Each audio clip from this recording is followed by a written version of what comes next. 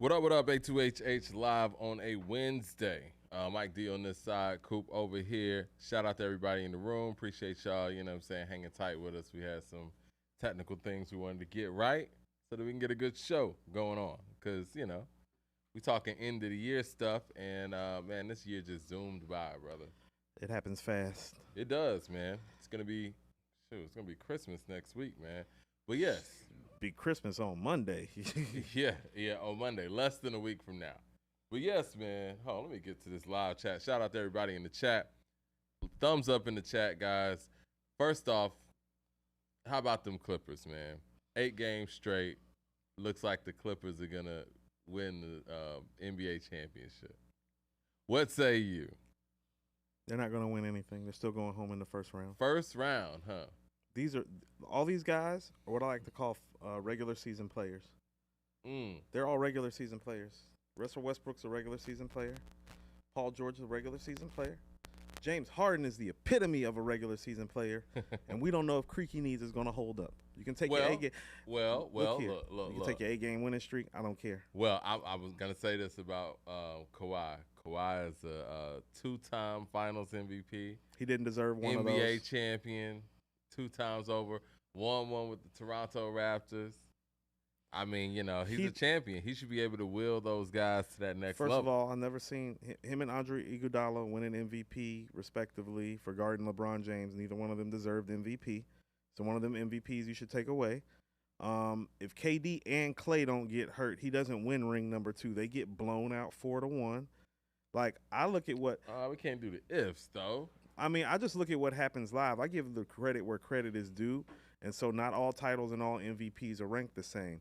Like all these people running around having this Steph Curry GOAT talk today, like after what he did to the New Orleans Pelicans yesterday, it's like you do understand it. He's got 4 rings and 1 Finals MVP. Kevin Durant got 2 rings and 2 Finals MVPs with Steph on the court for the whole time. But he's in a GOAT talk? Nah, and I like Steph a lot, but yeah. He in a GOAT talk? He's the greatest 3-point shooter ever, but that's about He's it. in a GOAT talk. Nah. Shaq was saying that Shaq literally pulled up on TV yesterday and said he thinks Steph is a better player than him. That is the most absurd shit I have heard ever.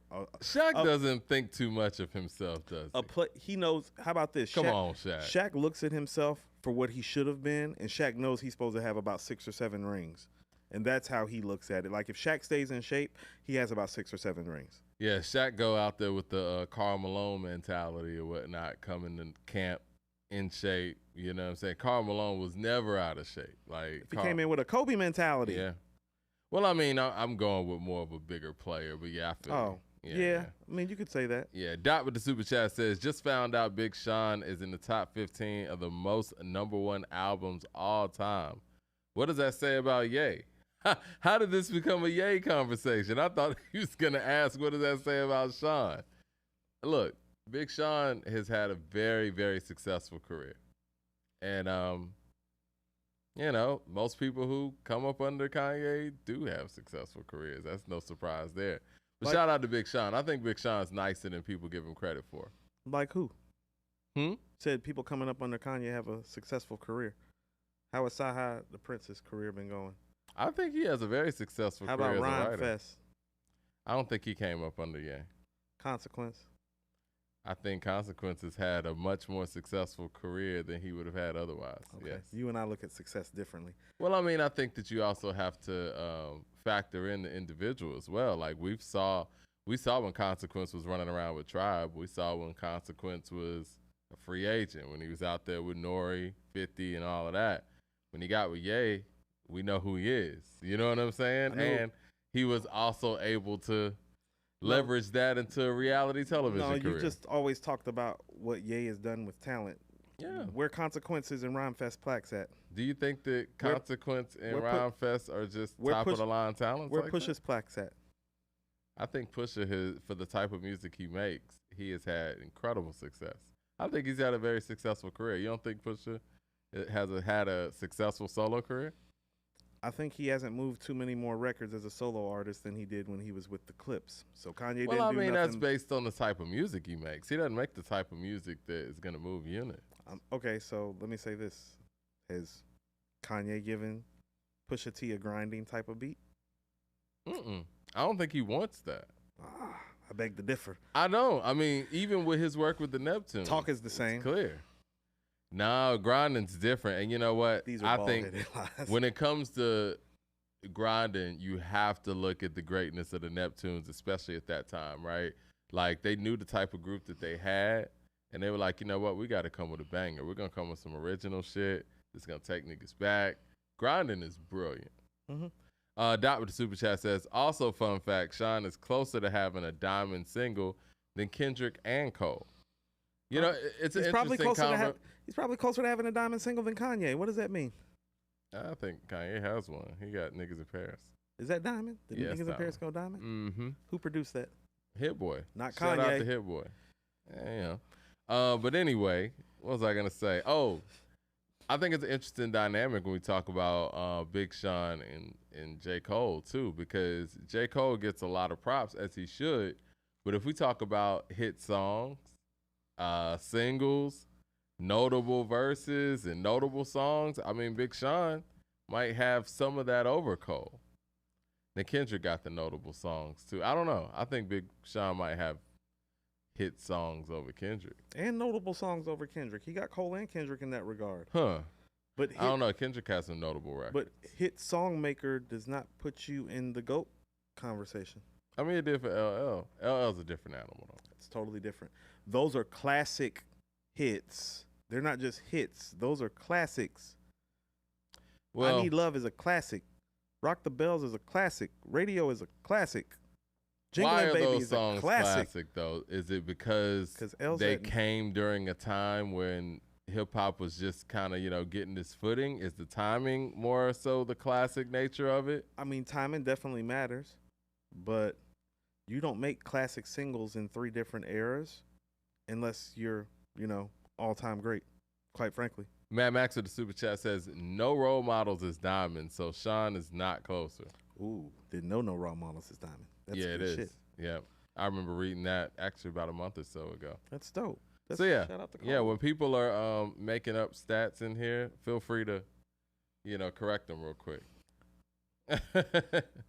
Speaking of which, I mean, I was looking at the credits for late registration. It looked like it was just Kanye and John Bryan on most of the stuff. No, Mike, what you did was misquoted me. I said musicians and producers, as in John Bryan bought in a whole orchestra. Oh, okay. Yeah. Don't worry, musicians I mean that's just adding personnel. I mean that's like Motown saying that, you know, it was 40 people in there making, you know, Can't Hurry Love. Yeah, that's one record, not a whole album. And how about this? How many musicians did Organized Noise use for Southern Playalistic? A lot. Not 60. I mean, they didn't have a whole orchestra. How many what piece orchestra that Andre 3000 used for Pink and Blue? Doesn't matter. You know what I'm saying? It doesn't matter how much help you have, but you've talked about Dr. Dre's help. No. Bringing an orchestra in to play on your music is not quote unquote help. What would you call it? That's just actually pointing out and putting together personnel that fits for the vision. That's called help. It's all help.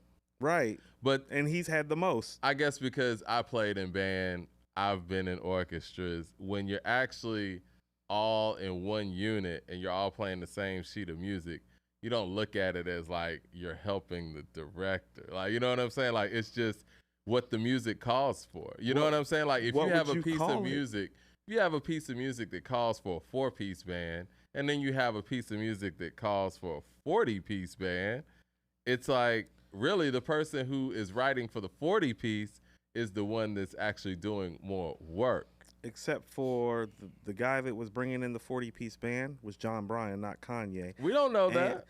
Mike, we don't know that. It literally says when you research late registration, John Bryan bought in the orchestra, and Kanye okayed it. Yeah, but you know what?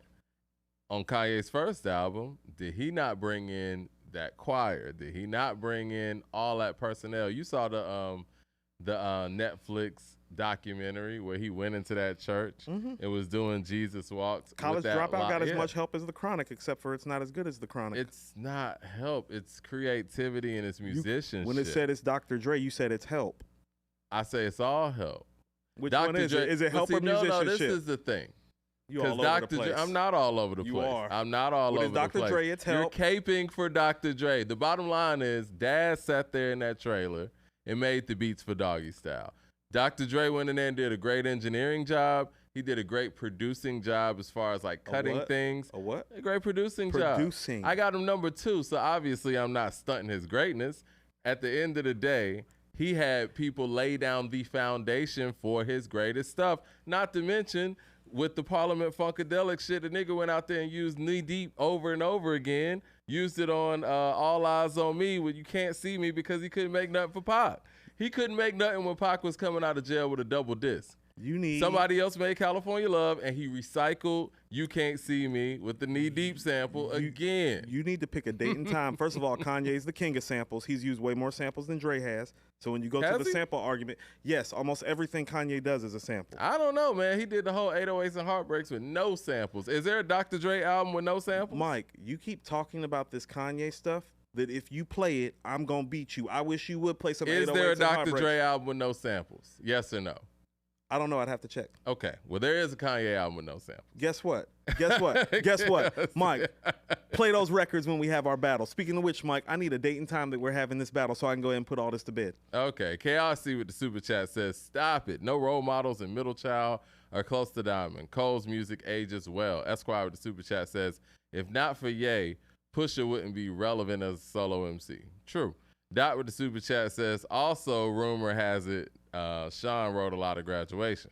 Esquire with the super chat says, Power Trip, no role models, Wet Dream, Middle Child are huge. Yes, they are. Yes, they are. No. Back to this when we're doing this battle, Mike. Date and time. Well, you know, Christmas coming up this week. Friday was gonna work. I don't know. Maybe tomorrow night. Friday was gonna work. You think tomorrow night? As long as you're down to do it late, I'm down to do it. All right, tomorrow night late could actually work. Are we getting that confirmed? Or are you gonna back out like you've been backing out? We could do that. No, I want you to keep in mind. I already beat you once with Kanye this year. You thought that Kanye could beat Jay, and you lost. You know, I knew that was gonna be a tall one to climb. Just but like you don't think the Dre one is a tall one to climb? Well, this is production, so it's a little different. But yeah. You're in. They're both shape. tall. I mean, again, Coop, I have him at number 2, so it's not like I got Dr. Dre like number 4. I don't have Kanye at number 2. He doesn't deserve to be number 2, and I'm gonna show you why as soon as we do this, because you're gonna be lucky to win 5 beats. Lucky. People see, this is the thing, man. People are saying I hate Dre. I love Dre. I've had Dre at number 1 and everything. I'm just sitting here looking at this from a 3-dimensional standpoint. I'm looking at somebody who, you know we had Daz around doing a lot of beats, a lot of the stuff Mike that Dean got credit for. Mike Dean, right? John Bryan. Yeah, great. Same difference. But no, Mike Elizondo. I'm not even mentioning the Mike Elizondo. Like I said, Mike Dean and John Bryan. The Mailmans of the world and all that stuff. Every time Havoc has helped him. Dre has had. So is Kanye. The glove, everything. Now we know a time when it was just Kanye. You know what I'm saying? Mike, and you're not going to play any of those records. I will. Here's my issue with your debate.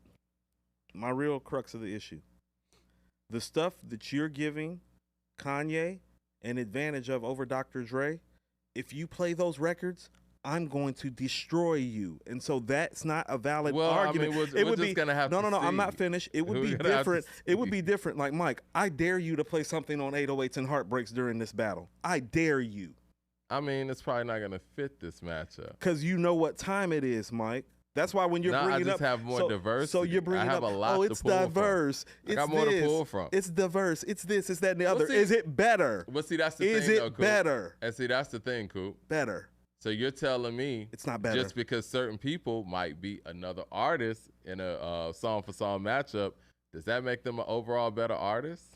No, but listen to what I'm saying. I mean, because you think Scarface is going to beat a lot of people in a versus matchup? Based on what I just seen, yes. Think so? Yes, but listen. Think he'll beat Biggie? Listen to what I'm saying. Because I think he's better than Biggie overall. Listen to what I'm saying and stop cutting me off. No, I'm just trying to finish my thought. I was actually talking when you were starting your thought, but that's neither here nor there. You do that to me all the time. That's cool. Accept it. Respect it. But here's you can understand. Here's the reality of the matter.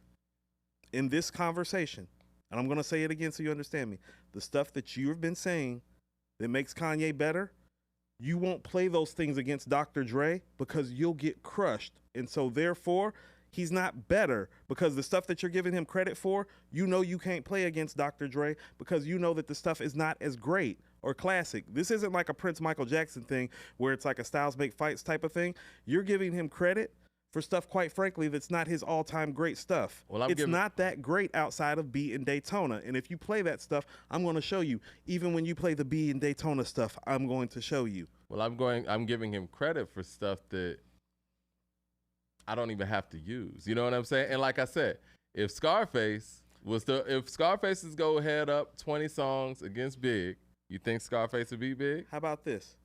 I think Biggie and Tupac are more versatile than Nas. Are they greater all time? No. You can be more versatile and the other person can be greater. You keep going to this versatility. So you think that Nas would beat Tupac in a song-for-song matchup? I mean, at this point, he has so many songs to choose from. It's a more viable matchup. In a vacuum, I would take Tupac over anybody. But what I'm trying to express to you is that you're basing your argument based on Kanye's versatility that you're saying Dr. Dre lacks. That versatility doesn't make him greater because it doesn't reflect in what matters most, the music. So, like I said, you're talking about creative and artistic license. You didn't answer my question. Do you think that Scarface would beat Biggie in a 20-song, song-for-song matchup? He can. He has the catalog too.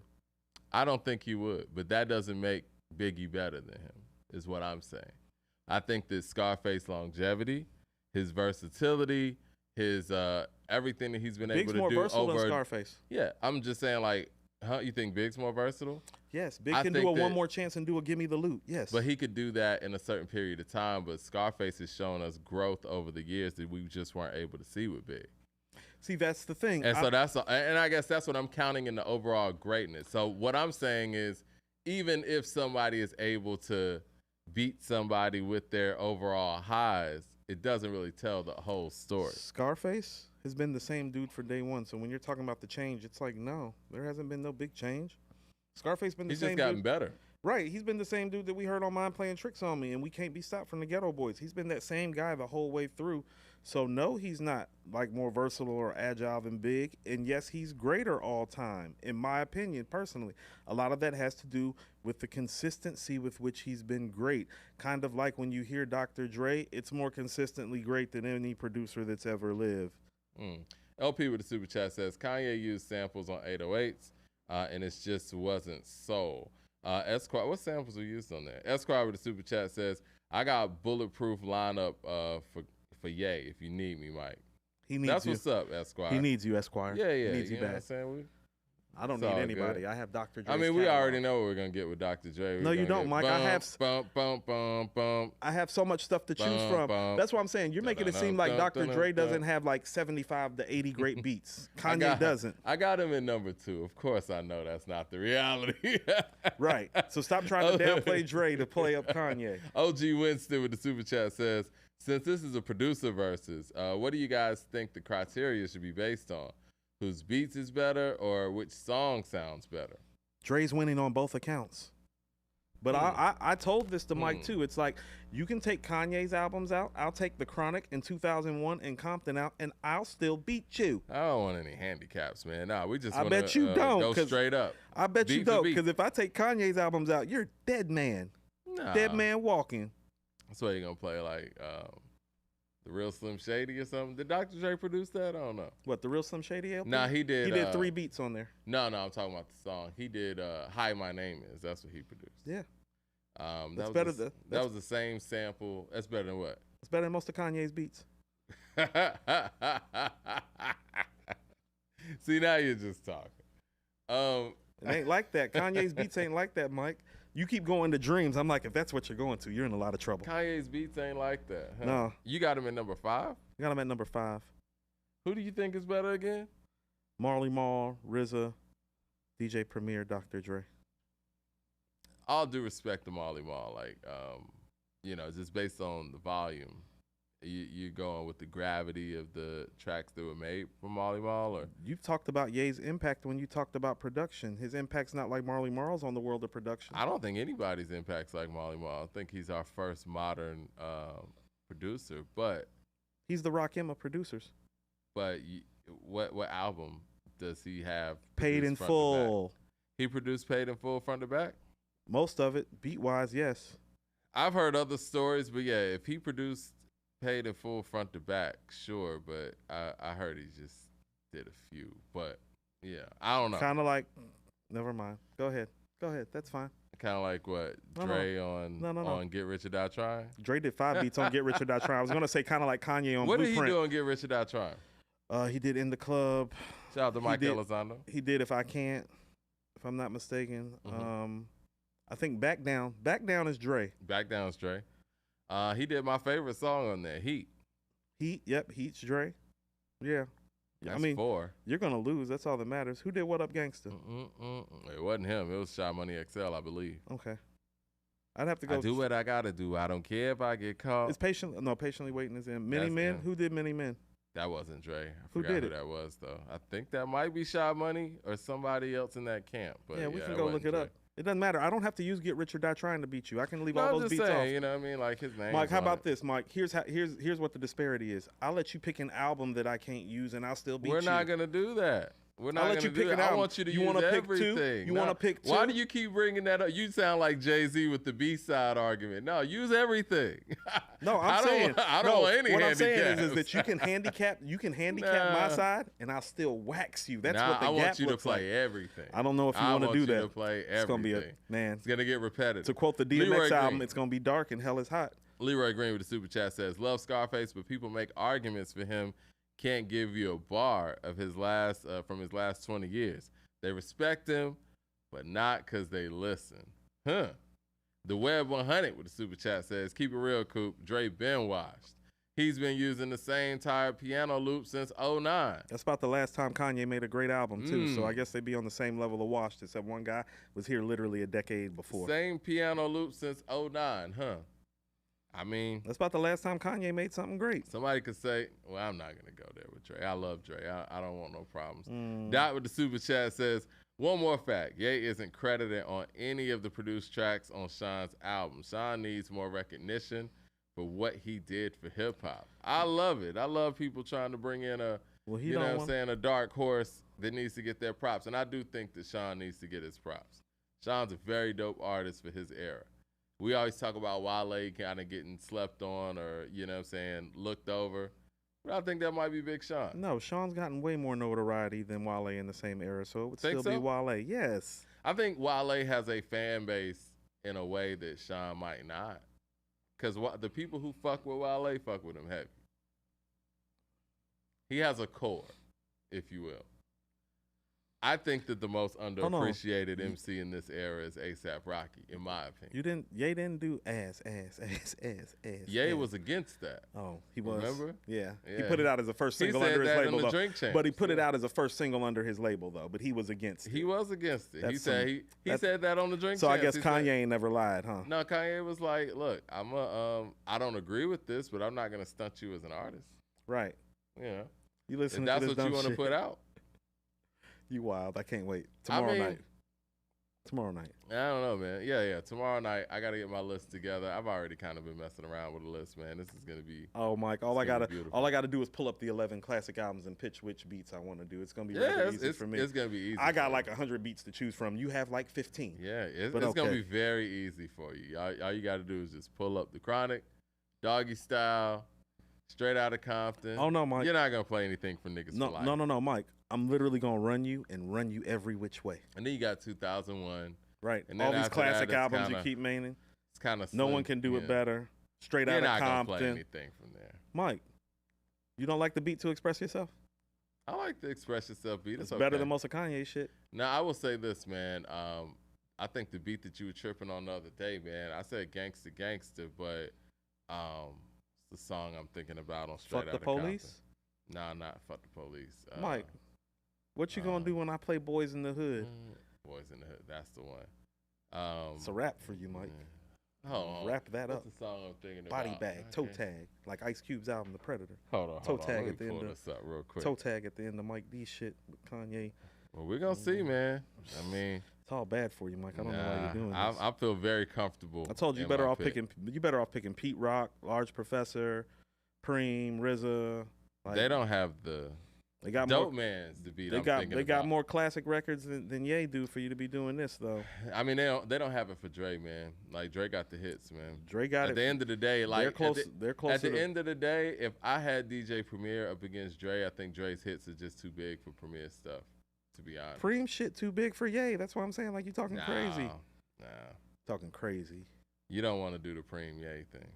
No. I'm going to destroy Kanye for the second time this year and send you home packing. Wasn't really a destroy. You want to know it? You want to know it, Mike? When I beat you for the second time, when I beat you for the second time, when I beat you for the second time, I want no Kanye talk for 90 days. Wait a minute. We got to keep unless it real Kanye's here. running for office. You had Jay, right? Who's supposed to be the GOAT. And I had somebody who ain't even in that conversation when we talk about nobody told you to do that. No. And honestly, I could have and should have won, but I messed up, and I own that. But there ain't gonna be no mess ups this time. It doesn't matter what you do this time. Yeah, I mean, we already know Dr. Dre is gonna bring the whole team, just like Kanye is. Except for Kanye might bring a team and an orchestra. Oh yeah. I mean, right? Dre can't really give us an orchestra. He doesn't need an orchestra. Kanye does. All he needs. That's my whole point. All he needs is Parliament Funkadelic loops. Mm-hmm. Shout out to George Clinton. My favorite band. Shout out to Jay Dilla. Shout out to Jay Dilla and Q-Tip, who Kanye got his whole fucking style from. Well, shout out to the Bomb Squad, who Dre got his whole style from. Right. Wow. It is what it is, man. Take another soul sample and scratch it like RZA and call yourself original. Go ahead. Right. I'm sorry that RZA couldn't hold the mantle. No, I'm sorry Kanye bit every producer from the 90s and you give him credit like he's some sort of creative genius. He is. Right, but he took Dilla shit, took RZA shit, took Q-Tip shit. You think he took Dilla shit? What shit is Dilla's? Mike, his whole soul sample fucking catalog comes from Dilla, which comes from Q-Tip. So? What songs? What songs specifically? Mike, his whole career, The Blueprint, Mike, that Heart of the City shit. You're telling me The Blueprint is Dilla? Yes, that's Dilla-inspired style beats. Come on, man. So you're telling me Heart of the City is Dilla. Now, did I disagree with you. Stutter? Now, I'll say this. And I said this on the show before because somebody's talking about High Tech should have been on there other than Ninth Wonder on my list. I love High Tech. High Tech's great. But The Blast, that's a Dilla copy. Heart of the City's not. Tell me what Dilla track sounds like Heart of the City. Give me a minute and I'll go find one for you. I love Dilla, man. And I'll give you the Q-Tip inspiration, but Q-Tip's inspired a whole generation. Dot with the super chat says, hold up. Let's not ignore Big Sean wrote a majority of Graduation. Where's your proof on that, Dot? It's funny, when it's Dr. Dre, you feel like that you have all this evidence just because Dad says it. But when it comes to Kanye, you're like, where's the evidence? Where's the proof? I've never heard anybody say Big Sean wrote Graduation. I'm not saying that he couldn't have. I've just never heard it. And it's like, Mike, it's one thing when people just get in the chat and just say stuff. The only album Kanye really made by himself without a large amount of help, Mike, is the first one. He's had not a little bit of help, Mike, an enormous amount of help. And I'm not knocking the help at all. I'm just telling you, he's not as great as Dr. Dre, and it's not even conversational. He doesn't have enough. Here's the thing. We always talk about how you judge players in high-end, big leverage moments. His high-end, big leverage moments, Mike, they not like that. And I'm going to show you that they're not like that. How'd he get like this? No, Mike. How'd he get to this legendary, iconic status? Because he's a great artist. He's very introspective. He had to have some high moments for that. No, he has high moments. Listen to what I'm saying. His high leverage moments are not Dre's high leverage moments. There's a difference. It's like, no, Charles Barkley, great high leverage moments. Is it Michael Jordan like? No, it is not. Does that mean Charles ain't great? No. Does it mean Charles not an MVP? No. But high leverage? No, Dre is the Michael Jordan of this shit on the production side, Mike. I kind of disagree. And Kanye, not LeBron. OG Winston with the super chat says, what's the time for tomorrow? Ye is better, by the way. Yeah, OJ. We'll keep y'all up there. OJ. We'll keep y'all up there. I want you to pull up. And watch this. The real Leonard Washington says, what Dilla track sounds like Can't Tell Me Nothing to Flashing Lights? Good question. I love Flashing Lights. Flashing Lights is my favorite Kanye song. You better play Flashing Lights. Way better than Dre. There's people in the chat. I don't care what the people in the chat say. Play Flashing Lights, Mike. Flashing Lights is my favorite Kanye song. Play Flashing Lights. Watch what I do to you.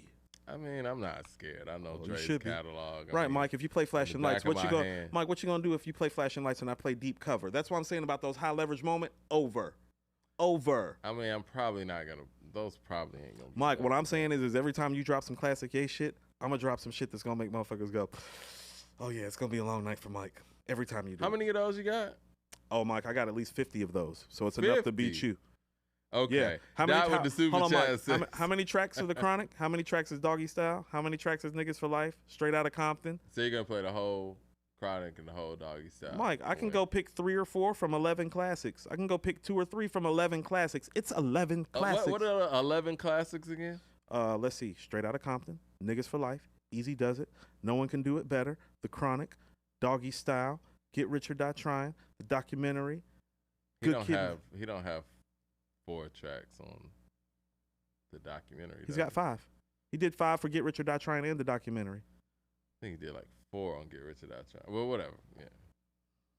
Yeah. Dot with the super chat says a lot of songs I wrote for icons that I still ain't getting publishing on. Big Sean. When did Big Sean get in the game? Because we talking about 09 is graduation, right? No, graduation's 07. Nah, man, I don't believe Big Sean wrote. Right. When it comes to Kanye, you don't think anybody helped Kanye? No, I'm not saying it like that. I'm just saying like yes, you are saying I've never it like heard that. It's 07. Where's Big Sean at in that process? I mean, again, this is somebody who gives everybody credit. You know what I mean? Sci-Hi gets credit when he writes. You know. And on top of that, and I'm going to pull this, what I always pull when people talk about they wrote this and that.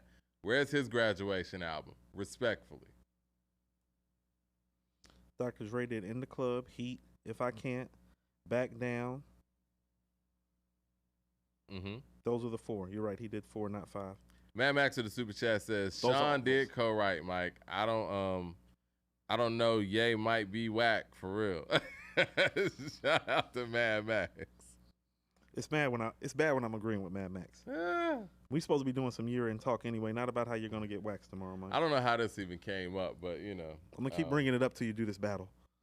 I don't even care about the Tupac Biggie thing anymore. I mean, yeah, we could do that too, but you know, I ain't tripping on that either. No, let's do this. Yeah, this would be fun. It'd be fun for me. But yeah, 2023. I mean, it was something else I wanted to bring up. Dre did West Side Story. West Side Story, okay. He did Higher. He did How We Do. He did Don't Need Your Love with Havoc. He did Start From Scratch. Mm-hmm. And he did Don't Worry. So he did a 6-piece for Game. 1. What is Game talking about when he said Dre never made a beat for him? Hate. I mean, again, if anybody says anything adversely to Dre, it's just hate. When people say things adversely about Kanye, it's like, oh, I need to check to see if that actually happened. No. I mean, when people say something like Big Sean wrote Graduation, I've never heard that. Have you heard that? So how about this?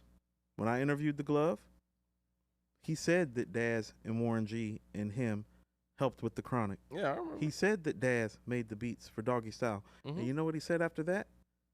That stuff didn't sound the same until Dre touched it. Yeah, I'm pretty sure. I agree with that. All right. I would imagine. I mean, I heard Snoop say the same thing. I mean, right. Snoop said on GGN back in the day, he said, yeah, Daz made the beats for Doggy Style, but Dr. Dre produced Doggy Style. I think you're forgetting some of Dre's outlier beats, too. But that's cool. I'm going to show you. I mean, I would love to hear it, man. I mean, I love Dre. I'm a huge fan. Out of control. I really am. But I just think from end to end. I don't know what end you're talking about. I mean, I'm talking about the end to end where we're talking about the Compton album. We're talking about the Ye album. The fact that, you know, the Ye album. All we get from Dr. Dre these days in the studio is pictures. We don't get actual beats. Like, hey, Mike, all we see is photo shoots with him in the studio. When was that Kanye album with Ty Dolla supposed to drop? Yeah. Huh? Yeah, no, I'm asking you. It was supposed to drop this past Friday. Where them records at? I don't know. I'm sure we'll hear him at some point. We sure got a Kanye rant, but we didn't get a Kanye album now, did we? Nah, we'll get it. So when you talking about Dre not dropping his shit, where Ye shit at right now that we just heard? Coop, you know it ain't the same, man. Right. We're not going to hear Mike, Dr. Dre what about that Donda ever. concert that I went to? And I'm like, yo, Mike, these ain't even the same tracks that he performed at the Donda concert. How many albums has Kanye dropped since Compton dropped? And Compton is... How many of them have been worth a damn? Do you remember any songs from that Compton album? Yes, Diary. Animals, which DJ Premier co-produced. Man. Let's Talk About, which I think is the intro song. I can't tell you how now one of them songs go. I can. But again, Animals when Anderson .Paak, you don't remember that? I don't. Okay, you've talked You know, about it on again, the show. man, the only thing that What is Ye that's dropped good since Compton, Mike? That's a better question. As an artist. Donda. Okay. I said good, Mike. Donda was on commercials and everything. Man, Praise Donda's God, Donda's only one step up from Mr. Morale, which means he needs to step all the way up. Oh no, Donda's better than Mr. Morale. One And step. you know what, man? Like I said, until we can get something coming out of the studio instead of photos from Dre, I still got Kanye at number 1, man. I might play the World Class Wrecking Crew on your ass and beat you with that. That's not gonna happen. Yeah, that Compton album wasn't it, man. Did he? So what did he write on Graduation?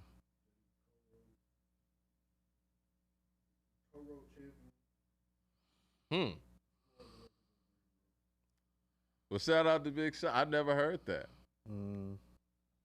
Well, that is we got some fact checking going on here too. Vultures is coming soon. Yes, it is. And the record with Freddie Gibbs, fire. But I'll tell you this: when Let Me Ride plays, Mike, you're in so much trouble. How many records from Dre are you gonna play that are less than 20 years old? Less than 20 years old? Shit, how many Kanye records are you gonna play from the last 15 years? I just want to know. I just want to know. I'm not sure yet. How many Kanye records are you gonna play that came before 2010? I'm sure I'm gonna have some that aren't 10 years old. You know Mike, what I mean? if you play anything from the last 15 years, you're not gonna win one of those. So that's not a valid argument for you. Well, to I'm make. pretty sure you're not gonna play anything that's less than 20 years old. I'm don't- sure all the beats that you're about to play I don't can need drink. to. The beats that you're about to play are gonna be legal to drink. The beats that you're playing are about to graduate from high school, Mike, or have already graduated. Mike, the Ye stuff that you're going to play, I hate to be the one to break it to you, the Ye stuff that you're going to play is somewhere between 17 to 22 years old at this point. So don't say that. Your shit's old, too. I'm going to take some notes. And if you play any of that stuff that's in the last 15 years, as in anything post My Beautiful Dark Twisted Fantasy, I am going to crush you. To quote LL on my bed, and I'm notorious, I'll crush you like a jelly bean. Yeah, you're going to play stuff that's in its 30s, I'm sure. Right, and you're going to play stuff that's in its 20s, and you're still going to lose. I don't know, man. Like, what, we in 2023? Yeah. You're going to have to play the college dropout stuff. You know that, right? I mean, that stuff technically is 19 years old, but it's old enough to drive, old enough to serve in the army. Everything you're going to play is going to be old enough to drink. Right. What does that have to do with beating your ass? What does that have to do with beating your ass, Mike? And that's going to be the young stuff. Mike, what does that have to do? Mike, when we talk about Rakim, you don't talk like this. So don't do that with Dre. No. Right. This is a little different because we're talking about producers. You can produce all your life. Now, when you're talking about being an artist, yes, you can't rap all your life? What have we been talking about with this Nas run? That's why it's unprecedented. So you don't get to do that. No, that's why it's unprecedented. It would be impressive. That's why it's so important because how about this? He sounds so fresh. Like that doesn't happen. As a producer, you don't have to worry about your vocals. You don't have to worry about your vocals getting old. You get if you really want to have this conversation legitimately, here's the reality of the matter. What year did Straight Outta Compton come out? Straight Outta Compton is 88. It's 88? Mike, here's what I want to tell you. Was Dr. Dre still relevant, let's say 2005 when the documentary came out? 18 years after his debut as a producer? Yes and no. It's a yes or no question, Mike. There was times in between there where he wasn't. There was never a time during Kanye's run where he wasn't relevant. Mike, listen to what I'm saying. You're talking about a year or two in 18 years. What I'm trying to tell you is that Dr. Dre, if you line their careers up. 18.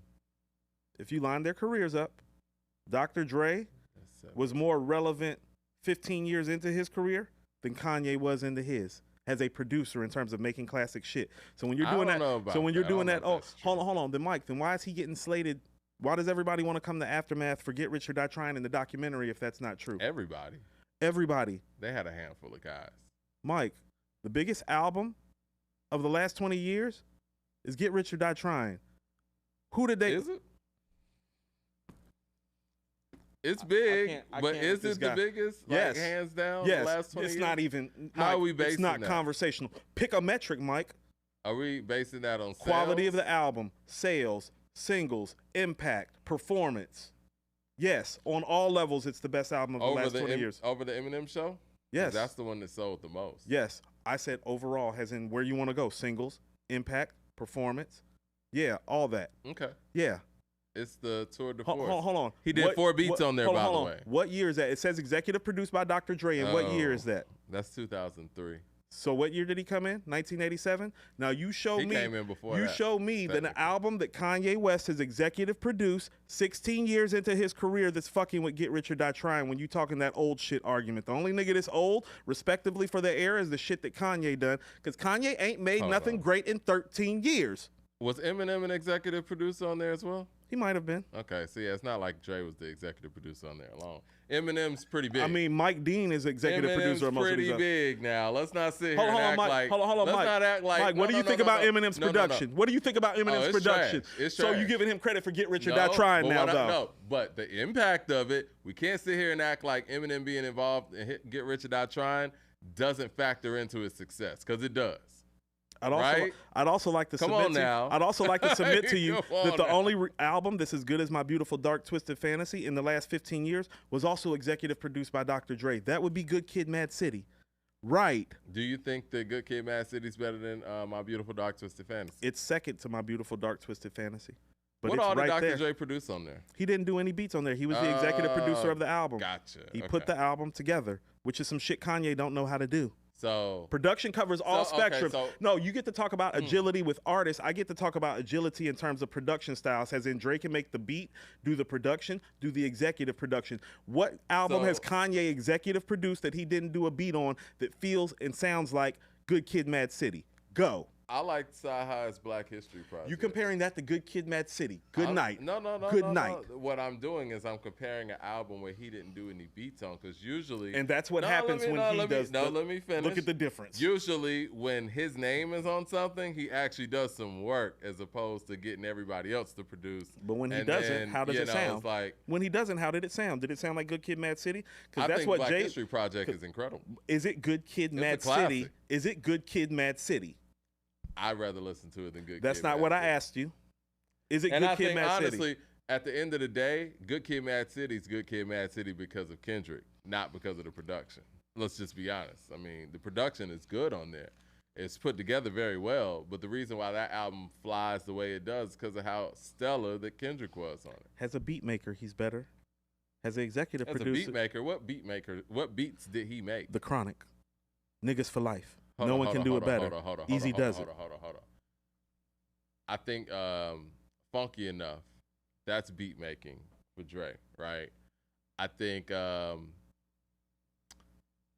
Dope Man, that's beat making for Dre. Niggas for Life. You've talked about how Niggas for Life. Yeah. So when you're talking about beat making, stop acting like this dude he's made more albums by himself than Kanye has. But I would still that's for damn Kanye sure. As a beat maker. Like I said, he's made more beats by himself than Kanye has. Go look at the early part of the catalog. Go look at early part of Kanye's catalog, because Kanye did one album by himself, and then he went and got help the rest of the way. Easy Does It, Straight Outta Compton, No One Can Do It Better, Niggas for Life. That's all Dre. Kanye don't got 4 albums like that. Anything? Yella did most of the scratches and the mixing on that stuff. Okay. Yella didn't do most of them beats. You know that. So Daz didn't do anything. No. We talking about before Daz and Warren G. You're forgetting. So I just named 4 albums. I just named 4 albums before Daz and Warren G even popped up into the picture. You don't have enough smoke to start a fire. Andre Williams with the super chat says, "Let the verses do the talking for y'all." LOL. I agree. Coop keeps bringing me into this conversation. As soon as you pick a date and a time, Mike, you abduct so many verses this year. It's a time thing, man. It's not a time thing. I mean, we can do it tomorrow. Okay. It's going to have to be late, though. I'm with that. Sean with the super chat says, "I'm taking Manny Fresh over Kanye all day. Who has a better playback value, Manny or Kanye? Nobody riding, bumping their head, bobbing their head, I guess he means, to listening to Kanye." You know, I love Manny, and I wanted Manny to beat Scott Storch, but it's just something about how those tracks translated versus Scott Storch's tracks translating. And I don't know. I don't know if Manny just didn't pick the right records. Mm-hmm. I really would have loved to pick Manny's records for him, but it's something about how his stuff comes through the speakers. You know what I'm saying? And I don't know if it's coming through the speakers the same way as Scott Storch or even Kanye in this instance, or even like a Just Blaze. It kind of gives you the illusion that a certain track is better just because of how it comes through. You know what I mean? I mean, Mike, you're picking a producer that has said himself, "I'm not the best with drums." when hip hop production is mostly about the drums and you're putting him at number one.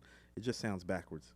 And you know that he said that himself. Yeah. You're putting a guy at number one that has admitted that he's not good with drums, which is essentially Clyde Stubblefield's drums is what hip hop got originated from. Yeah. And so he's not like the hip hop guy that you think he is, and that's why he's not number one on top of all that other stuff. I will say this. He called Havoc in to do drums. He calls Mike Dean in to do drums. Yeah. He calls everybody in to do drums. He called Just to do drums. How many niggas is he gonna call to do drums? If he's so great as a hip hop producer. He did that with even Young Chop, you know, from Chief Keef's producer or whatever.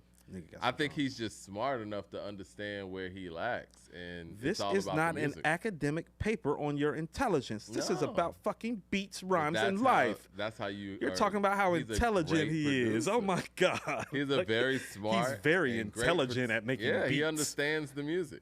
Dot with the super chat says, Coop, how does it feel seeing Nas do what he's did 20 years later? Feels stellar. Kind of comparable to what Dr. Dre did 20 years after Straight Outta Compton. Great. We talking about what? Documentary? Oh. Okay, I guess. I mean, people forget too, Dr. Dre was producing before NWA. His career is long. World Class Wrecking Crew's like 1982. He's been doing this shit for a minute. You know, I want to see something real quick, since we're talking about what he's done in recent time. Right. Need to pull up them whack-ass Ye albums and stop talking about what Dre hasn't done. No, I'm just going to pull up some of the Eminem stuff. Pull up that. He produced all that Pull stuff up that too. Ye album is what you need to do. That Ye album's not bad. I liked it. What's your favorite song? Are you playing any records from it? Chicken Gig, Reminiscing. Yeah, that record. What's the name of that song? Man, let's do the year-end wrap-up. This is absurd coming from you. I'm sitting here reading this at Let's the same do this time. tonight, Mike. Tonight. When we get home, we should go tonight for the people. Kind of like what we did with the Prince and Michael thing. I'm cool. Okay, Dr. Dre produced, he produced nothing but interludes for Eminem. Is that what Dr. Dre does now, like producing skits? Listen to what I'm saying. It's an outro, interlude. Yeah, I can't find any recent Dr. Dre doesn't have to do anything else ever. Because he said that in 1999. Because he's the greatest producer of all time. He was the greatest producer when he made 2001, before he helped with Get Rich or Die Trying, before he helped with the documentary, before he helped with Good Kid, Mad City. Mike, you can cap off my argument in a 10-year gap and I'll still fade you. I'm willing to. Gotta play the records, man.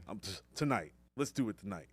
Yikes is the record that I'm talking about. Yikes is what Ye's catalog looked like the last 15 years outside of My Beautiful Dark Twisted Fantasy. That's the only yikes that's going on around here. It's like, listen to this nigga shit the last 15 years. Are you going to play a beat that's younger than 21 years old? Mike, are you going to play a beat? Are you going to play a beat after 2010 that's going to actually win something? I probably will. That's going to win something. Probably will. I want to go tonight. 11 o'clock. Because what's going to happen is you're going to play on nostalgia, Are you cool with 11 o'clock tonight, Mike? I might be. Let me see. I might be able to do that. But I want to get my list together because it's going to be more difficult. We can do it at midnight. It's going to be more difficult. It's a holiday week. Half these niggas ain't working for the rest of the year. It's true. Right. I'm down to do this at midnight. Midnight. Fuck it. Midnight tonight. You got plenty of time. Fuck it. You live closer to this place than I do. Put it up. Quote it. We going tonight at midnight. We'll do it. I might not even do a list. I might freestyle and beat this nigga with Drake's catalog. You know what? We got to do this. And you're going first because I already whooped Kanye's ass. Okay, you want to go? You want me to go first? No, you lost. You lost. Kanye lost the J. 25 tracks. Okay. You lost. Midnight tonight. You see, quote that, book that, print that.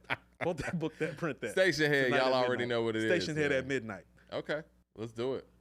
Because, I mean, this talking is just tongue wrestling. It's just too much. We just got to go ahead and get it done, man. I feel sorry for you. I'd like to apologize. Mike, now that we've got this out the way, I'd like to apologize for what's about to happen to you. Because you're making me embarrass a legend, and I didn't want to do it, but the way you've been caping and capping for this dude all this time, no. Let's go ahead and get it over. I mean, I'm looking forward to hearing some G-Funk tonight. Right. I'm going to get my Parliament Funkadelic on when I ride home and make sure that I get my feels of Knee Deep. Pause.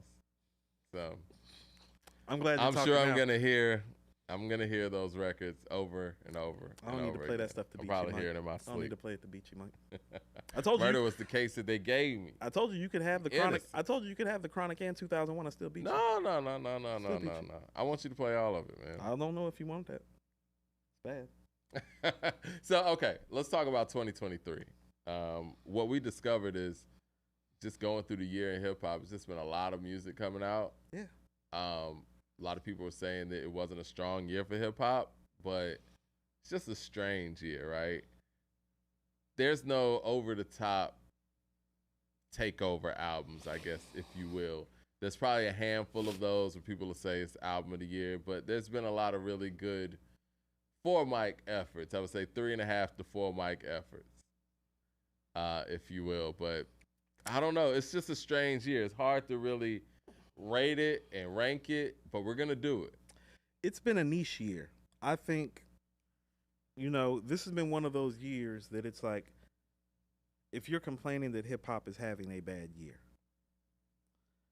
what you are really saying is that the stuff that you like to listen to hasn't come out at the quality that you like. Because if you love certain artists, it's there. Like you and I just talked about, it's like, well, Currency dropped another 4 projects this year. Yeah. And Currency is wildly consistent, a la Scarface, with how he feeds his audience and feeds his audience consistently with what they want. So I think the year is about what you like. Right. And what we're really saying when we're saying it's a down year,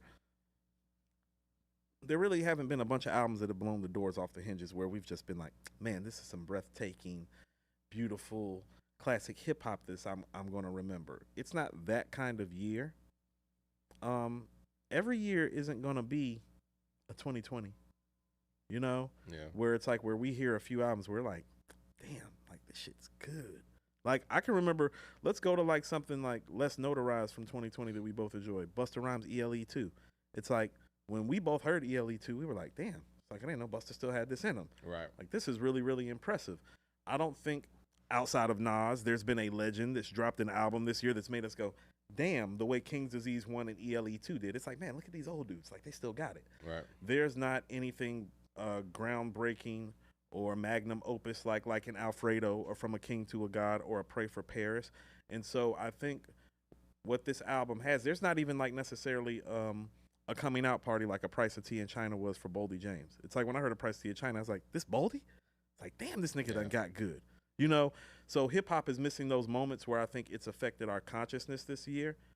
But that doesn't mean it's a bad musical year. I think it's about what you like. And I think you have to go searching harder now this year for what you like. I think this year, though, with all that being said, could easily be forgotten, though. I think that especially when you think about what 2020 was and what we got even in 2022, if 2024 comes with some heat, probably going to forget a lot of the stuff that happened this year. I mean, I was looking at the album list before we were doing the show. Benny's album was supposed to drop in January of this year. Yeah.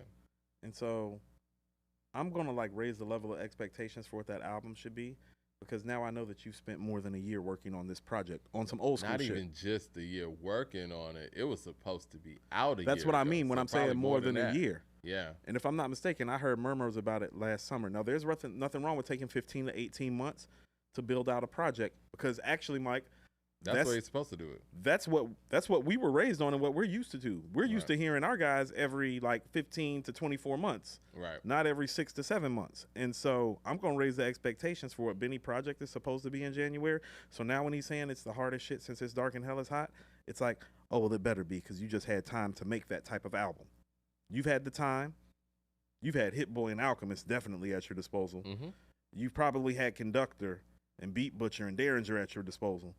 Oh, it needs to sound that way. Yeah. And so I think the artists this year made the records that they wanted to make, because, quite frankly, the mainstream rap audience got like frighteningly younger this year. Like it got younger than it even did before. It's like the most popular song this year is probably the Drake Sexy Red record or the Gunna record, Fuck You Mean.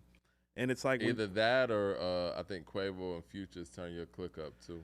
But those records, even though the artist might be older outside of Sexy Red, those are super young records. Those are like the Sexy Red joint with Drake. That's a TikTok and an Instagram record that you create a dance to and that the girls twerk to when it comes on. It's not necessarily a classic rap song. And so I think what we are missing this year, outside of a couple of characters, are classic rap songs. Right. That's why I enjoyed the Chains and Wayne album so much. I'm like, Nah, like Oprah and Gail with Benny. I'm like, no, that's some classic rap shit. Yeah. The Shame, the Wu-Tang take. No, that's some It was classic hard. rap shit. When- Esquire got a super chat says 2 Chainz and Wayne recently called Ye the GOAT producer. I'm surprised Coop hasn't mentioned that Ye bit the explosive drums on his breakthrough production credit. Yeah, we've gone through that. Why do I This have to can't be bring that life. up when I can just play Explosive and blast Mike out the water? Man, explosive's beautiful, man. It is. I believe the glove helped with that. Yeah, Yeah. sounds like it. Yeah. No, I'm not saying that to be funny. It just sounds like his vibe. You know what I mean? Like, I think Phone Tap. I think like that, you know what I'm saying? That laid back. Those guitars. Yeah. The guitars. The guitars is definitely where you can hear Glove and Elizondo, like, you know, in the studio with Dre. Dre's an Deep incredible cover. producer. Dre is definitely 3 records you won't be beating tonight. Dre is Got more. definitely hip hop's Quincy Jones. Probably the best engineer of hip hop music that we'll ever have. Call him an engineer. That's wild. No, he is. I mean, he does all the things, Where's but my water? It's ridiculous. But no, it's right there. He does all the things, but you know, that's where he really, really excels at. I mean, that's why the beats by Dre became so popular, because we're listening to those headphones, because the selling point was the quality of the sound, and we know what Dr. Dre's quality sounds like. That Mike. comes from his incredible engineering. He His has an Mike. incredible engineering ear. His quintessential thing that he does is make classic hip hop albums. That's why he's number one. Not about engineering or executive producing. He makes more classic rap albums than the rest of the producers. Well, you know what? We need him in hip hop right now. Then I mean, hip hop really needs a classic album, and if Dr. Dre's that guy that can do that for us, should be able to, you know, come through and help the game out a little bit. No pun intended. I'll see you at midnight, Mike. I'll see you at midnight. Wish he could make a classic album for Eminem. Leroy Green with the super Which chat Kanye says, could just make a classic album still, but he can't, and he won't be. Leroy, I think that's Vultures. We'll see. Leroy Green with the super chat says, Coop, you've been talking about nuances before with Reasonable Doubt and Pusha. So the lines that are really dope from Benny, most people not even going to catch. So in that regard, no, it won't be like It's Dark and Hell is Hot. No, I'm saying I'm going to raise the level of the expectations of it because A, he made that claim, and B, he's had time. Like when I went through the album sheet today, and I was like, this shit was supposed to drop in January of this year, and then I heard something about it the previous summer in 2022. I'm like, so you've been building this project out and building out songs. This is what I mean. And here's the beautiful thing about how rap albums used to get made. It's like, well, there were more classic rap albums because they kept most of their classic stuff that fit together. And that's what he has an opportunity to do, as opposed to just doing something that's for the times. Like there's different ways to make a classic. You know, some classics get made in 2 weeks, some get made in 2 years. But in this era, to take the time that he's taking to release this project, and this is his Def Jam debut, it's like, no, I'm gonna raise the stakes some. He raised the stakes by bringing up It's Dark and Hell is Hot. So I'm going to raise the stakes back when I noticed that this project was supposed to drop January of this year, not January of next year. Well, see, It's Dark and Hell is Hot is so interesting because we didn't see it that coming. album, we didn't see it coming. Coming. And it's special because of the individual who made it. It's not about who's on there. It's not about the production. It's not about, you know what I mean? It's about him, his story, and his ability to tell his story and convey his story and make people feel. And so I'm not saying that Benny doesn't have that, because I like Benny a lot. But to compare it to that, I don't know if it's fair to him to even compare it to that. He did it. Because you're comparing it to somebody who makes people feel, and that might not be your strongest suit. You know what I mean? It's like somebody comparing themselves to a Scarface record. It's like, no, it's not many people that can do that. You know what I'm saying? Like, it's not fair to him to even So it's put like, that this is out what I there. mean. When you told me that I thought Scarface could beat Big, it's like, well, here's what I'm saying is, it's like, I don't know, like, I love Everyday Struggle. If I play A Minute to Pray and A Second to Die after Everyday Struggle, you lose. So he can beat Big because He can be big in certain areas, but I think the Big just has these big-ass records. He does. But that doesn't make Big better than Scarface, is what I was saying. Right, but what I'm saying is, you asked me if I thought Scarface could beat Big, and I'm like, well, yeah, he can. He got the records that make you feel a certain type of way. And a lot of this stuff is about the intangible feeling that it gives you. Like DMX, like not everything that DMX makes you feel on It's Dark and Hell is Hot is healthy or good. Right. It kind of brings out the animalistic nature in man somewhat. That's what I mean. He's speaking for the have-nots who don't have, that's feeling some type of way. Right. You know, like about life, about what society has done to them, about their caste in society. You know, it's hard to replicate somebody that can speak to that class of people in this hip-hop space. Yeah. But I'm not the one that said that shit. And based on the climate at that time, too, it's like, all these happy-go-lucky ass niggas running around. Again, man, he might be better off saying that he gonna drop a Get Rich or Die Trying or something. I mean, that's more plausible than It's Dark and Hell is Hot in my mind, because 50 was clearly special in Get Rich or Die Trying, but you can bring a collective together to make something like that. Whereas It's Dark and Hell is Hot is a solo mission of an individual who is basically 10 years in the making of this album. You know what I mean? Not quite 10, but close to. Close to it. You know what I'm saying? Because when you listen to those records from DMX from 92, he was ready then. He just had issues. I mean, you know 50, what I'm saying? 50, I mean, The Power of a Dollar is a good rap album. Same thing with 50. Yeah. Power of a Dollar is a good rap album. 50, and that's why when people talk about Get Rich or Die Trying being a debut album, sure it is. But this guy's a vet. This ain't somebody who just popped up in the studio and is making their first album. Before Power of the Dollar, I was like, who the nigga rapping with Nas and Noriega on these mixtape records? It's like, that's 50 Cent. He from Southside Jamaica, Queens. It's like, never heard of him. He can rap, though. You know what? 50, DMX, and Jay have a similar thing with their debut albums. They're veterans. They're already vets. Yeah, they're veterans on polished. Their debut album. They're polished. Yeah. They're already polished. Like, DMX is really rough around the edges, but as an MC... Yeah, he know what he's doing in the studio. I mean, when you go to stuff like Crime Story and ATF, yeah, that's not 20-year-old kid fresh out the projects writing type stuff. That's why he was able to just come right back with a whole nother album later on that year. Oh, he had it stacked up. He had it stacked up. He had these songs written. Dot with the super chat says, Playboy Cardi is sadly the hottest artist right now. You know, I never really understood the Playboy Cardi thing. Playboy Cardi's one of those artists I just never got. You know what I mean? And he's another one. He got a fan base. People rock with him heavy, but I don't get it. Show me the album. Well, I mean, I don't. Show me the record then. They would say Whole Lotta Red, because Whole Lotta Red actually came out, what was that, on Christmas Day one year. I didn't like it at all. It sounded like noise to me, but I was looking at all the reviews and all of the people who fuck with it. They loved it. It's a solid album. I don't get it. 3.5.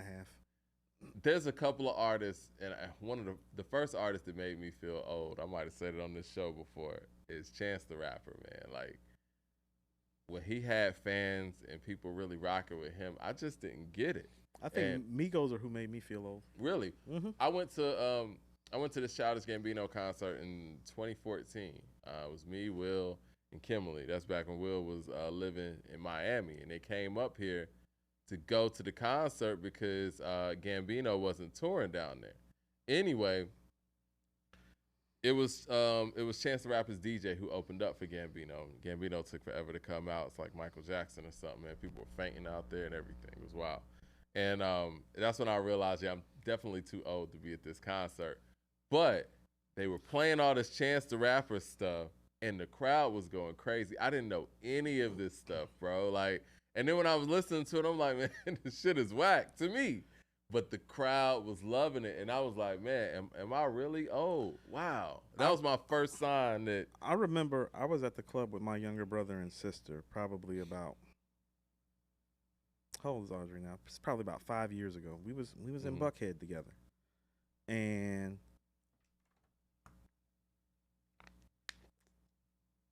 my sister was like, yo, Coop, we know that this music isn't as great as y'all music. We know that it's just mood music for right now, and we're okay with that.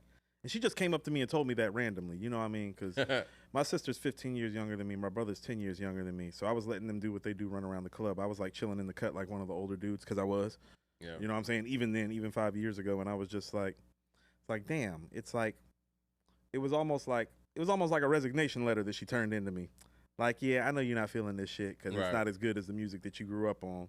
But we like the mood and we like the vibe and we're okay with it. You know what I mean? But a lot of the times, I even get that. Like when Thug came in, I got it. I understood it. I didn't understand Thug all the way either. I understood at first. it. It took some time. I understand Gunna. And you know what? Gunna was later. I understood. I'm not a really big fan of Lil Baby like that, but I understand it. Yeah. Chance the Rapper, I didn't understand. I can You see know that. what I mean? Like I didn't understand. I didn't see the appeal. Yeah, I can see that. Same thing with Playboi Carti. Like I like the Magnolia song that he put out. That was years and years ago. But stuff he put out now, man, I don't get it, man. Like I don't. See, there was always an artist that around those times that made me feel like it's like, no, I still get it. It's like there was a Vince Staples. It's like, no. Fuck with Vince. It's like, no, I get it. You know what I'm saying? There's the whole ASAP crew was like, oh no. Oh yeah, I get it. Yeah. I get it. You know I even get Famous Dex and Rich the Kid. I get that. You know what I mean? I like, do to a degree. I fuck with Rich the Kid actually. I fuck with Rich the Kid more than Famous Dex. Yeah, for sure. Dex is kind of out there, but I understand the appeal. I could see how they have an audience. Yeah. But the Chance stuff, I just didn't get. Playboi Carti, I don't really get. I mean, but it wasn't until Migos made Culture that I got it. When they made Culture, and I heard like it wasn't even Bad and Bougie. It was T-shirt. I was like, it's like, oh yeah, Migos are energy. I'm like, this what you're doing. Speaking of which, man, Lord Infamous passed away 10 years ago today. Ooh. So rest in peace. Has it been that long? It's been that long, yeah. Wow, crazy. That's crazy. Right. That makes me feel old. Yeah.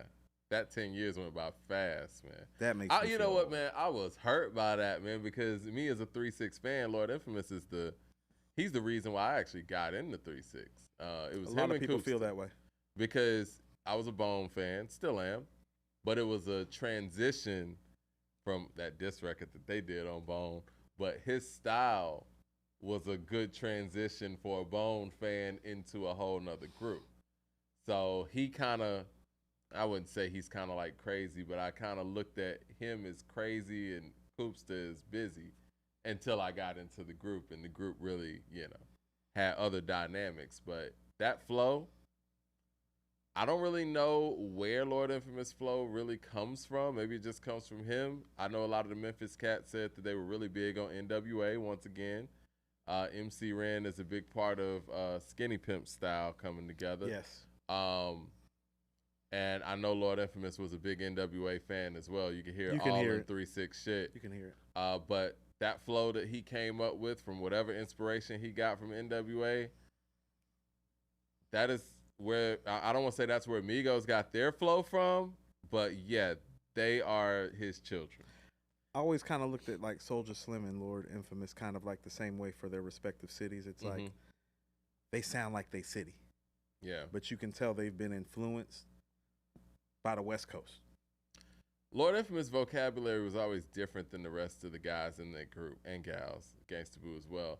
It's like some of the stuff that he was saying, it's like, you don't really sound like you're from Memphis. It wasn't like a lot of twang in his flow like that until he slowed it down.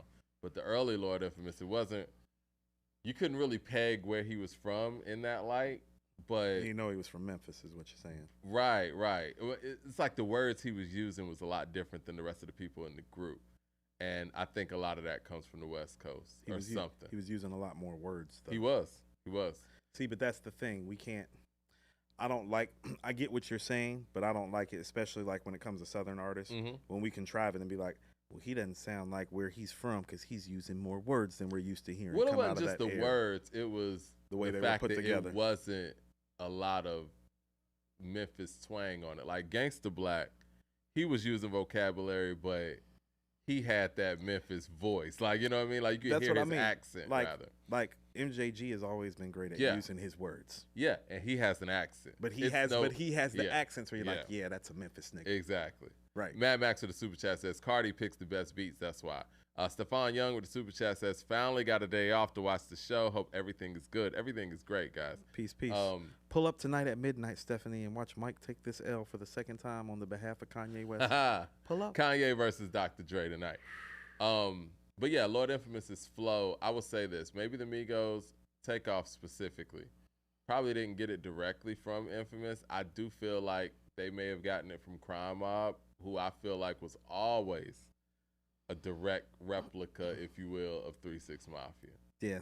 And I think that's Baby where 3-6. So I think that's where the confusion kind of comes in at. I think if the Migos knew initially where they got this from, they wouldn't have been acting like they didn't. I think 3-6, not saying that they're the best group that ever came out of the South, but I don't know if any group impacted the other Southern states short term and long term the way 3-6 has, because you can go literally everywhere, I think, but Virginia probably, and hear the influence of 3-6 Mafia style in Southern rap culture. Even in the North now, I mean, even with ASAP Mob and stuff like that, like, you know, and even with Wiz and his crew, I know Juicy J was a part of that, but even on the West Coast, because Isaiah Rashad's from Tennessee. Correct. So, yeah. Duke Deuce is from Memphis. That's another thing, too. There's not a house that's burning from an artist that's bubbling up like Isaiah Rashad this year. It's funny you say that. I was listening to The House is Burning the other day. Shit is great. Shit is fire. Shit is great. You know what? I know Isaiah Rashad got a lot going on right now, but we need you to come back with something, man. The game needs it, man. Isaiah Rashad put together some dope shit. Mike, not to be funny, and I'm going to go ahead and pause before you tell me to say pause. He could be in pole position right now. Pause. Oh, my God. LP with the super chat says, in my opinion, Gucci is who took that 3-6 sound to ATL. A lot of dudes down here are taking it. I think, well, maybe you're talking about flow, but I would have to go with Lil Jon. You know what I'm saying? Lil Jon took the That's what I mean. So many dudes have taken to the choppy 3-6 Memphis flow Mm-hmm. and the sound aesthetics. It's like they've taken the flow and the aesthetics of DJ Paul and Juicy J's sounds and incorporated them into what they do. Gucci has never been. I mean, isn't Metro a DJ Paul, Juicy J, baby? He definitely is, and he's from St. Louis. And you know, and Gucci has always said that Project Pat's his favorite rapper. I mean, he never shied away from any of that. Stephon Young with the super chat says, "Did I miss the Tupac and Biggie verses? And Coop is gonna win Dr. Dre versus Kanye." It's not about if I'm gonna win; it's how bad Mike's gonna lose. Well, you know, we're gonna have to see, man. You know what? I'm the underdog on this again, so I'm kind of see how well I can compete. You should just after this, no more Kanye for you. 90 days and no Kanye. 90 days. I mean, Vultures is probably gonna come out. Like you better win this. Coop. Like I said, 90 days. You better win this, man. It's not even. You better win this.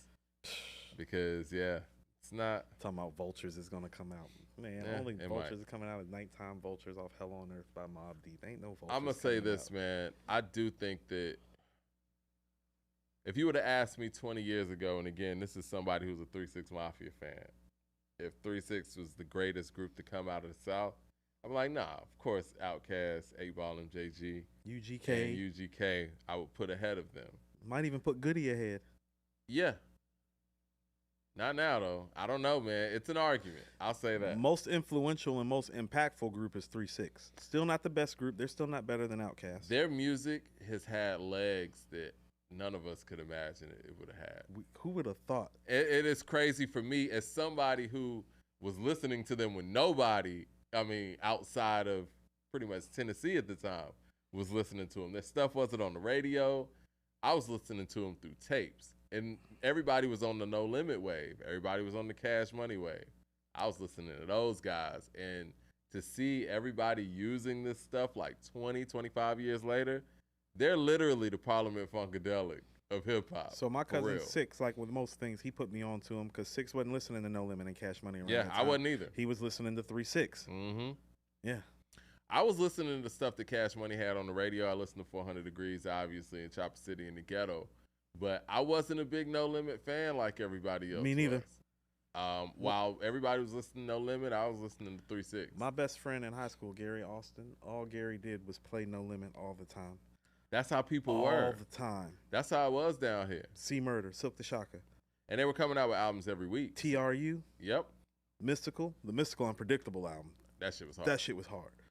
Now I fucked with Mystical. When Snoop came, he was like, "You gonna fuck with us now?" I was like, "No, I fuck with Snoop though." Now hold on. Do you think Snoop's move to No Limit was a risk or was it the safest move at the time? Biggest risk and biggest reward in hip hop we've ever seen from a star of his stature. So you don't think that, I mean, we've never seen anything like it before, but you don't think that the fact that No Limit had such a fan base and had such a momentum that might have been safe in that regard? You talking about a nigga that sold 5 million albums. I mean, yeah, Snoop's the biggest guy in the game. The Chronic did 4 million albums. Let's just say that Murder Was the Case did like 2 million. Dog Food did like 2 million. It's like, no, he was moving more units by himself with Death Row than No Limit could pray to move. right.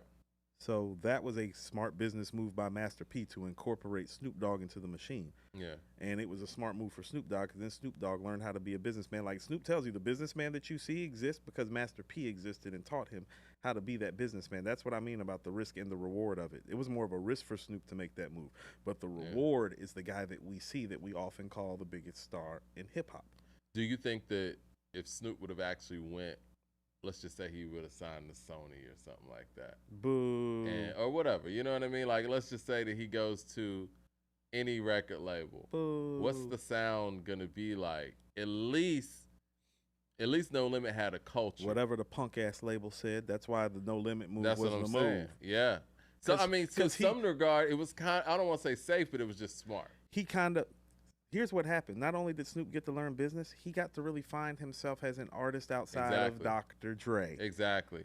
And he was able to find it within the confines of a collective that already had a following and already had a culture. There's no Drop It Like It's Hot without the No Limit move. Like him making records like that. There's no Beautiful because that Snoop found his voice having to muddle through all that. There's no 2001 if Snoop doesn't go to No Limit. Fact. You know, Bitch Please brought those guys back. It's another Dr. Dre beat. Just like Lay Low. I didn't really love Lay Low. I could hit you with all types of stuff. I didn't love Lay Low. I just want you to know, boom, boom, boom. You know, Last Meal just celebrated, 23 years? Shit. Yeah. Right. Was that the best song on Last Meal? What, Bitch Please? Hold on, Bitch Please is on Top Dog, That's right? on Top Dog. I didn't really love... Is Lay Low the best one on? I didn't really love Last Meal like that. That Timbaland record... Hold on, the Snoop Dogg? You didn't like the Snoop Dogg record with Tim? No. And you know what?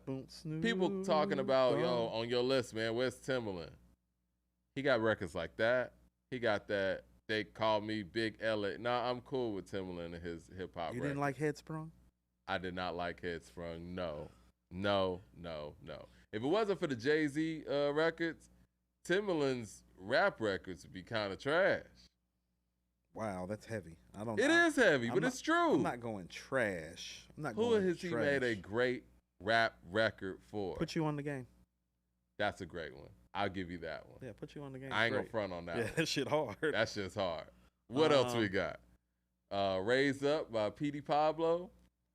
Hey, first of all, I like that record. Raise Up is great. It is great. I'm not being funny. I like that record.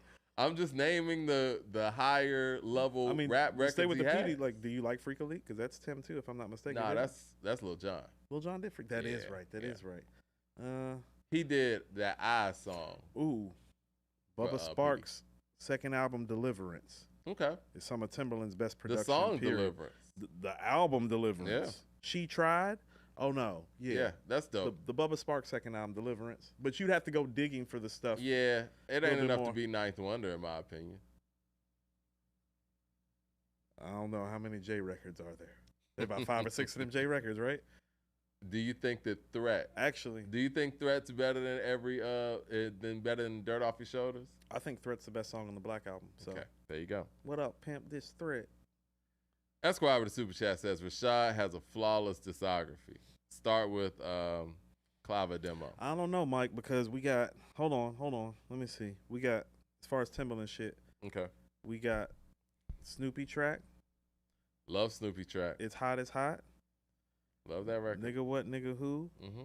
Hey Poppy. Come and Get Me. I mean, do we have something outside of J is what I'm saying. All I'm saying is them 5 J records is, hold on, Dirt Off Your Shoulders. Mm-hmm. So just the 6 J, hold on, Lobster and Shrimp.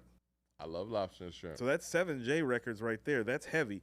That's heavy. Then he's got Put You on the Game.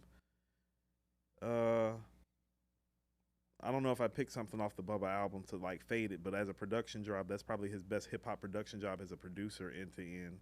People who haven't heard Deliverance by Bubba Sparks really need to listen to it. Bubba's a dope ass MC. So he can give Ninth more run than you thinking. On some hip hop shit though. Them 7 J records, I said. There's 7 It's Jay just records. one artist. That's not even though, counting you know Whole what I Lot mean? Ho. That doesn't matter. It's Jay. You got the Whole Lot Ho Veto, which he probably wouldn't use. I wouldn't advise using that one. You know what? Hola Vito is not as bad of a record as people think it is. It's just on the wrong album. No, it's bad. Hola Vito ain't bad. It's not good. It's not like he said, gnarly dude, I puff Bob Marley dude, all day like Rastafari's do. You're just not gonna let that go. He said on Whole Lot Ho Veto, if I'm not better than Big, I'm the closest one. Not a bad line. What do you mean? It's not a good one, and it's not true either. But whatever. Dot with the super chat says, where does Bedrock rank as a posse cut? Talking about the Young Money joint? With Lloyd, I can make your bed. That's not even their best posse cut. Yeah, I didn't think so either. It doesn't How are we rank. ranking posse cuts, man? We got a top 5 posse cuts since somebody mentioned that. All time?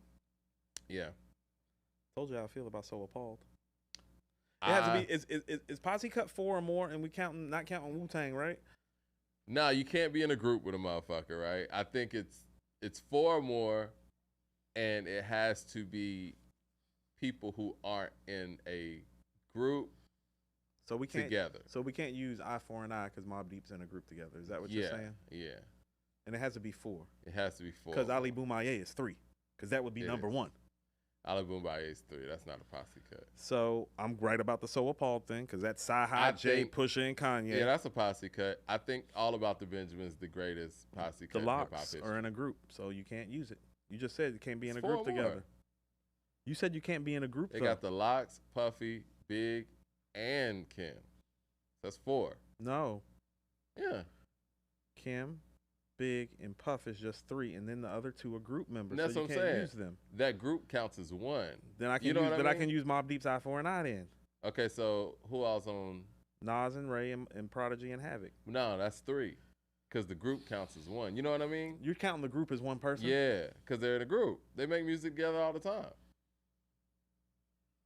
So that's what I'm saying. Like, All About the Benjamins is Puff, the Locks. That's 1 person, right? And then you got Big and Kim. So that's 4 acts. Let's say it like that. 4 Acts. separate acts. Okay, Yes, 4 yeah. separate acts. We can go All Mhm. About the Benjamin, So Appalled. I mean, shoot, I hate to say it. It's like 24 Hours to Live is pretty great. Is that 4 separate acts? I think so, That's yeah. Mace, Black Rob, and X, and the Locks. Yeah. So, 4 separate so acts. Bad Boy got 2 of them. What do you think about Watch for the Hook? Hold on. Goody Mob is 1. Outkast is 2. Witch Doctor and Coop Witch Breeze. Doctor, Breeze. Yeah, we can do Watch for the Hook. I'm Yeah. with that. I would say Black Ice if that's the case over. No, never mind, because that's 4 and Outkast is. Yeah. See, the nuance of the group thing is too tough. Yeah. The symphony is still there, obviously. Uh-huh. The symphony is And the still only there. reason why, I mean, for the people in the chat that might think that, you know, that sounds ridiculous, the only reason why I'm saying that is because groups make music together all the time. I think what the level of difficulty for posse cuts is putting people together who normally don't make I'm music cool together. with the symphony, Watch for the Hook, So Appalled, All About the Benjamins, 24 Hours to Live. I'm cool You got with 24 Hours to Live as a top 5? 24 Hours is pretty fucking great. It is. What about the I Shot Your remix? And Puff is on the hook. Ooh, the I Shot Your remix is It's better than that. It's better. Yeah. Slide. Yeah. Prodigy. Yeah. Slide 24 Keith Hours to Live. Murray, Foxy, LL, Fat Joe, Yeah, John Blaze. John Blaze. What about shit? You know what I'm talking about? Banned from TV. Nah, because that's not better than John Blaze or I Shot Your remix to me. Okay. All right. Stefan, I agree with that. Stefan Young with the super chat says, "Hey Poppy, 3 a.m. AOA technology. 3 a.m. Are we cutting? 3 a.m. and Are We Cutting? 3 a.m. with Jeezy. You like that was the best shit on the Inspiration. I don't really like 3 a.m. with Jeezy. I Are We don't like Cutting? AOA technology. I don't like Are We Cutting? Are We Cutting's great. The Pastor Troy record fucking where with Are We Jeezy Cutting. took his whole style from. I'm fucking with Are We Cutting. Are We Cutting's necessary, but because, you know, it gave us Jeezy, but I don't know, man. Are We Cutting is great, and Miss J killed that shit at the end. In a split second, I'm answering all questions. You ladies still, no. The That's beat up was there. dope, though. I'll give Timbaland that. No, Are We Cutting? I didn't like the way Are We Cutting's Troy a- came off Are We on Cut- that. Are We Cutting's banger. Indian Flute, they ain't ready.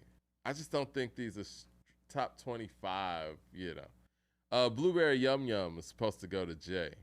I don't think that's the song y'all talking about. Organized did Blueberry Yum Yum. He's talking about another one. Shout out to Kenny though with the super chat. We're gonna have to pull up the Timbo stuff because Timbo's got some stuff, Mike. But the fact that people just can't rattle him off, just let you know what it is. He does a lot of one-offs. Yeah. 007 with the super chat says, who do you predict to be rap's MVP for 2024? I guess the easy prediction would be J. Cole, right? We're not getting a fall off this year? No? It's not dropping in the last 2 weeks? No. Okay. I don't think so. Yeah. Mad Max with Going the with super Cole chat then. says, there better be an album next year. Chic Luch was just at my job. I feel sanctioned. Wow. Chic Luch in the building. I'm So Hood remix, top back remix. The Potion is what they're talking about. I'm So Hood remix is pretty fire. You like the I'm So Hood remix? What about Def Squad versus Flip Mode? No, it's not good enough. Special Delivery remix was tough. Ghost, you know what's interesting, man? Ghost killed that shit. Actually like the original Special Delivery over the remix. I can't agree with that statement. Really? You know what remix I did like though? The Whoa remix was heavy. Oh, we're fucking up. The Flavor in Your Ear remix. Yeah. We're going to move some of them motherfuckers out. Hold on, so. All About the Benjamins, The Symphony. Flavor in Your Ear remix is probably number 3. I Shot You remix. I Shot You. And then I'd go. John Blaze. John Blaze could be moved, I think. With what? Because Pun and Nas, like, they stunted pretty hard on the lineup on there is crazy. No, like, the bar work is crazy, too. It's the Jadakiss and Raekwon verses are, like, great. It's just what Nas and You Pun think John Blaze is better than Watch for the Hood? Yeah, the mic performance is better. I like the beat to Watch for the Hook better, but the mic performance is better. I don't like. How about this? And listen to what I'm about to say. Outside of Protect Your Neck, like, just that one song, I don't like a bunch of niggas on one song with 8 and 12 bar verses. I've never been a fan of it. That's why Wu-Tang is so special to me. But outside of Protect Your Neck, no.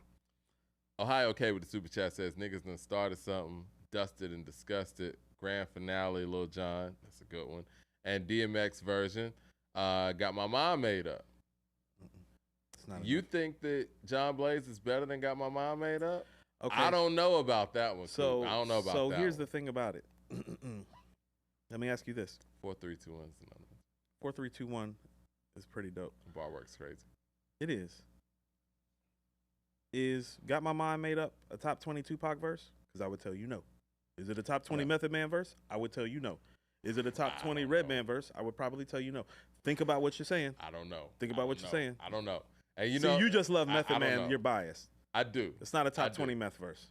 It's Fuck not. You losers while you fake jacks and make maneuvers. Even when Alchemist was using that for his album, it's not a top 20 Corrupt verse. Play a game of Russian roulette and have a black. You don't think that's a top 20 Corrupt verse? No. Corrupt got down on there. They all got down on there, but it's not their best stuff. It's a great Posse. I think the low point of that song is Daz, but he did the beat.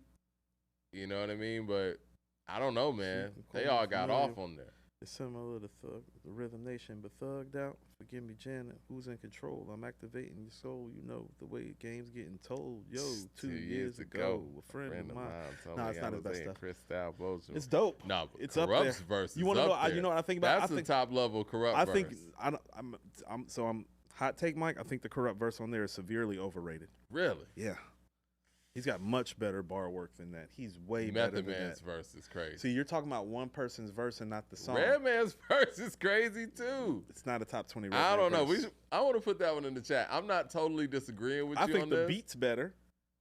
What's crazy. The better song? I Got My Mind Made Up or John Blaze? Yeah, I'd still pick John Blaze. Because I agree with you on the John Blaze thing and the fact that after Nas and Pun, it's a drop. It's a drop. Yeah. But at least on My Made Up, it's not a drop. John Blaze. Ill Magic with the super chat says, do you guys have Magic 3 on your best rap album of the year list? I personally don't. He said I personally don't because I need the album to sit with me more. Well, I mean, how much longer do we need? We're at the end of the year. Like, what do we do? I mean, everybody's entitled to their opinion. I mean, Magic 2 and Magic 3 are making my top 10 list. But I don't know if both albums would be making the list in another year. Like, top 10, both of them this year. Because I mean, shoot, when I go back and listen to Magic 2, and I think 007 want to put it on in this because he keep him being like, Coop, man, he's like Magic 2. I was saying that with 007 too, because when I'm riding around, I'm Right. listening to Magic too. Motion, Yeah. pistols on your album cover, slow it down. Yep. Office King Hours Woodbine. with 50, Bokeem Woodbine. Yeah, it's he might have made 2 top 5 rap albums this year, Mike. Oh, yeah, Depending I on how think you so. feel. Yeah. I actually think that I see what you're saying from a technical standpoint and from a lyricism standpoint with Magic 3. But I think from a replay value, Vibe. Magic 2 is the one. How about this? Magic 2 is more for this era than Magic 3 is. That's why I feel like you're gonna have to sit on Magic 3. It's not. Yeah. It's a rapper's rap album, and rappers don't make rappers rap albums anymore. No, you're right. Stephon Young with the super chat says Trading War Stories, my top 5 Posse cut. That's up there. But no, got my mind made. What up about Trading War Stories. Got 5 on it remix? Not a Since we're big gonna a go to the fan. Bay. Not a big a fan of that as everybody else is, but I can see why it deserves some consideration. Yeah, that is a Bay like reunion right there. Andrew Williams with the super chat says, my critique for Posse cuts is if it's a group, then it should just be 2 other acts. So I count eye for an eye. I think it's okay to count eye for an eye. Of course, you just want to count eye for an eye. Mad Nan's in the chat hating on me again, but I'm used to it. He doesn't have anything to do, and he doesn't really know hip hop like that. So What is he hating on? I said it wasn't the top 20 Redman verse, and he's saying I don't even know Redman's catalog like that. It's like I know your catalog to hate on me though. That's what your catalog says. Your catalog I do says think it's a top. you're a fucking hater. I think it's possibly a top 20 Redman verse. Now, again, for you to say it's not. Have you listened to There's a Dark Side? Oh, yeah. And Muddy And Waters. Muddy Waters? Yeah. And you still think the How High verse, the Blackout album, Yeah, he got a lot. and you think that? I mean, look, Pause. it's not out of Stop the that. realm of possibility. Stop that. It's closer to being a top 20 Meth verse than Yeah. Redman verse if you really want to know the truth. Method Man has the best verse on that song. I agree. In my personal opinion, I prefer maybe Pac's not verse. lyrically. I prefer Pac's verse. Just Maybe not truthfully. lyrically, but to me, Method Man has the most entertaining verse on All Eyes on Me, period. That verse is great, man. See, this is why I can't respect what you say. It's just like that's just No, not true. you don't think Every verse on Ambitions as a writer is more entertaining than You that. think so? And No More Pain. No, those are better. And the first verse, Those the are I Am better. Mad at You. Those are better. Those are better verses. I'm don't- just talking about being a standout. Like Method Man just shines through, man. My adversaries cry like hoes, fully Eradicate eradicate my my flows. foes. My lyrics explode on contact, gaming you hoes. No. Method Man shit not better than that. You don't think that fuck you losers while you fake jacks and make maneuvers? It's a Like, great come in. Yeah, like It's a great come in. We're not talking about coming. We're talking it's about the Mr. totality of Met the the verse. Cow from Staten Island. You be back after this. Miss ass don't touch the dial. Rarely do you see an MC out for justice. Got my gunpowder and my musket. Blow. Felons get swellings. I paint mental pictures like Magellans. Half of my clans we deep felons. Niggas best protect their joints and 9 nickel. Man, I stay on point like icicles. Now who wanna test the cow? That's the cow. All up in your motherfucking mouth. Headbanger boogie. Catch me on yeah, man. Method Man was on some other shit, man. Mike, It's you're that talking shadow about. boxing You're talking about. shit. No, that is not a shadow boxing It's like not shadow performance.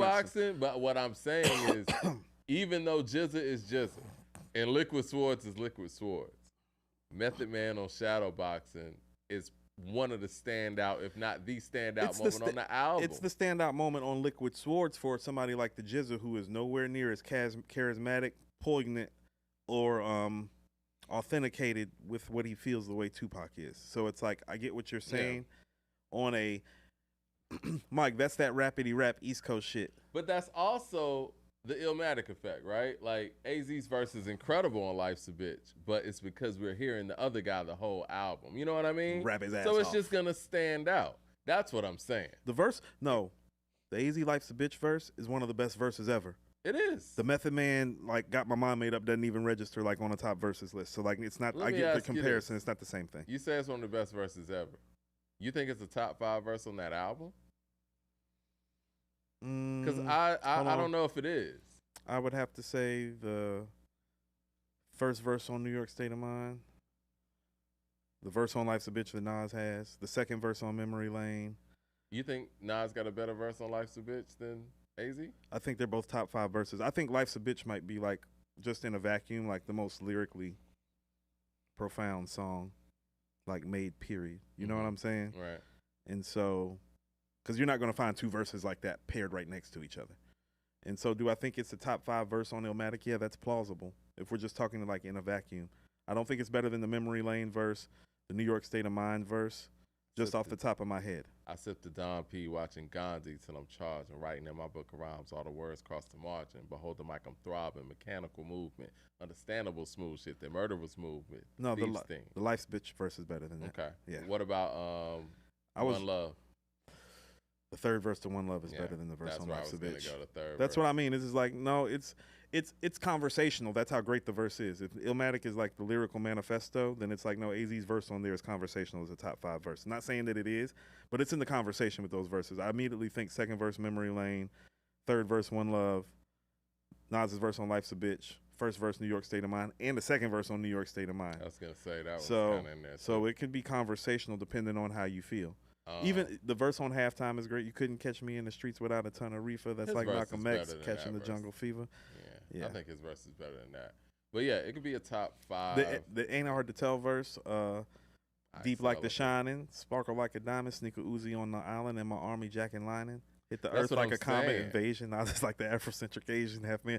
But Mike, we're talking about the best. How much of that do you feel like is because that's the only other voice we're hearing on the album? You know what I mean? No, that's what I'm saying. Is that some of what you're saying is true, but that doesn't mean that verse isn't like that. No, I'm not saying that. I'm just making my point to why I feel like Method Man has a standout verse on all albums. I mean, because Tupac's all over that album. You know what I mean?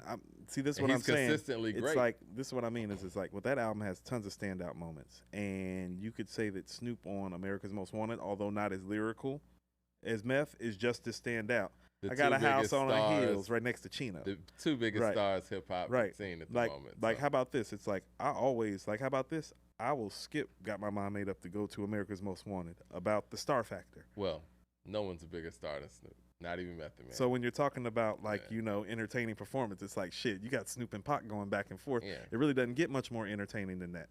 Think I got a black Beamer. But my dream is to own a fly casino like Bugsy Siegel and do it all legal and get scooped up by the little homie in a Regal. Yeah. Mike, you smoking crack saying that about Pac's album, Stephon Young. Crack is bad, kids. Ill Magic with the super chat says, I asked that question because I've been playing Larry June and Alchemist more than Magic 3. And now Odyssey's album is growing on me.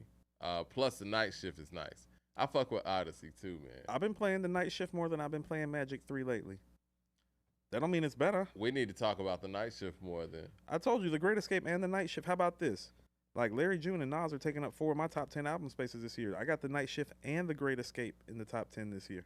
Realize the realness of a life in actuality. Fuck who's the baddest. A person's status depends on salary.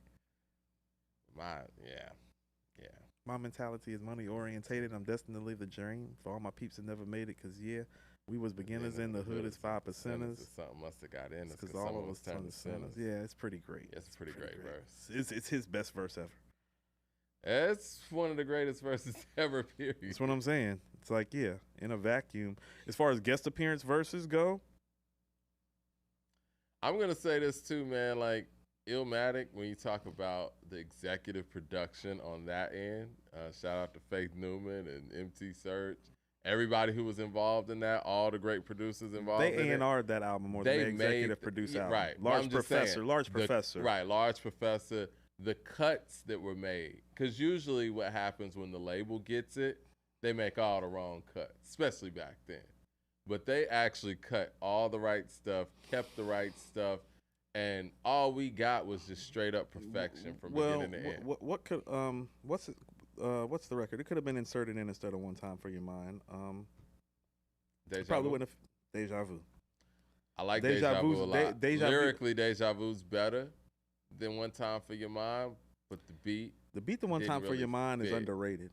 Too. It is. I think that the beat for Deja Vu wouldn't have fit in the scheme of everything else that was going on. It's kind of like I think you could have changes the mood. I could think you could have snuck it between Life's a Bitch and The World Is Yours. I think you lose momentum there. Possibly. Because, when you got such a short album, you're not going to lose. Not losing the bars. Nah, he's rapping on a whole nother level there. But I think on such a short album, you got to be careful to possibly lose some momentum. Because one bad move on a short album could throw everything off. It's true. That's true. Daytona's perfect. We'll see tonight if Daytona is perfect. perfect. You don't agree? We'll see if it's perfect tonight.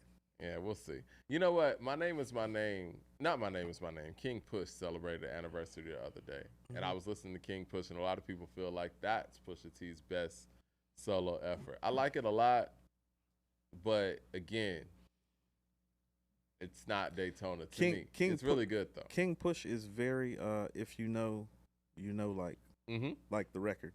King Push, that's one of my favorite records. Isn't Hold On My Name Is My Name? I think so. No, I'm talking about King Push. But you said Hold On, so My Name Is My Name. Hold on, King Push. Oh, yeah. Yeah. No, My Name Is better. You like My Name Is My Name better? It is. It's got nostalgia. Numbers on the board. Yeah. Numbers on the board. Yeah. Sweet Serenade. Yep. Yep. King Push, the song. Yep. The joint with Sean and Chains. I know what you're talking about. Yeah. Pain with Future. Yep. Yeah, no, My Name Is better. Pain with Future was my shit. Chat says Deja Vu was recorded in '95 during the It Was Written sessions. Ah, there we go. It doesn't sound like it though. Sounds very 93. Was my song, was that recorded in the It Was Written sessions or Illmatic? Dice Game. That's Illmatic sessions. Dice Game's great. It is. I love Dice Game. I wish that would have made the album, but I understand. There's nowhere to put it. There's nowhere to put it. And like I said, I think they still made the right decisions. And when you listen to those songs, like, was it Wanna Play Rough and things like that, like, you could tell why you getting that spam out. I am. Cool. I was about to do the same thing. You could tell, you know what I'm saying, why those songs didn't make the album. It's like when you listen to the songs that got cut from Thriller, when you listen to Carousel. Like, Carousel's a nice song.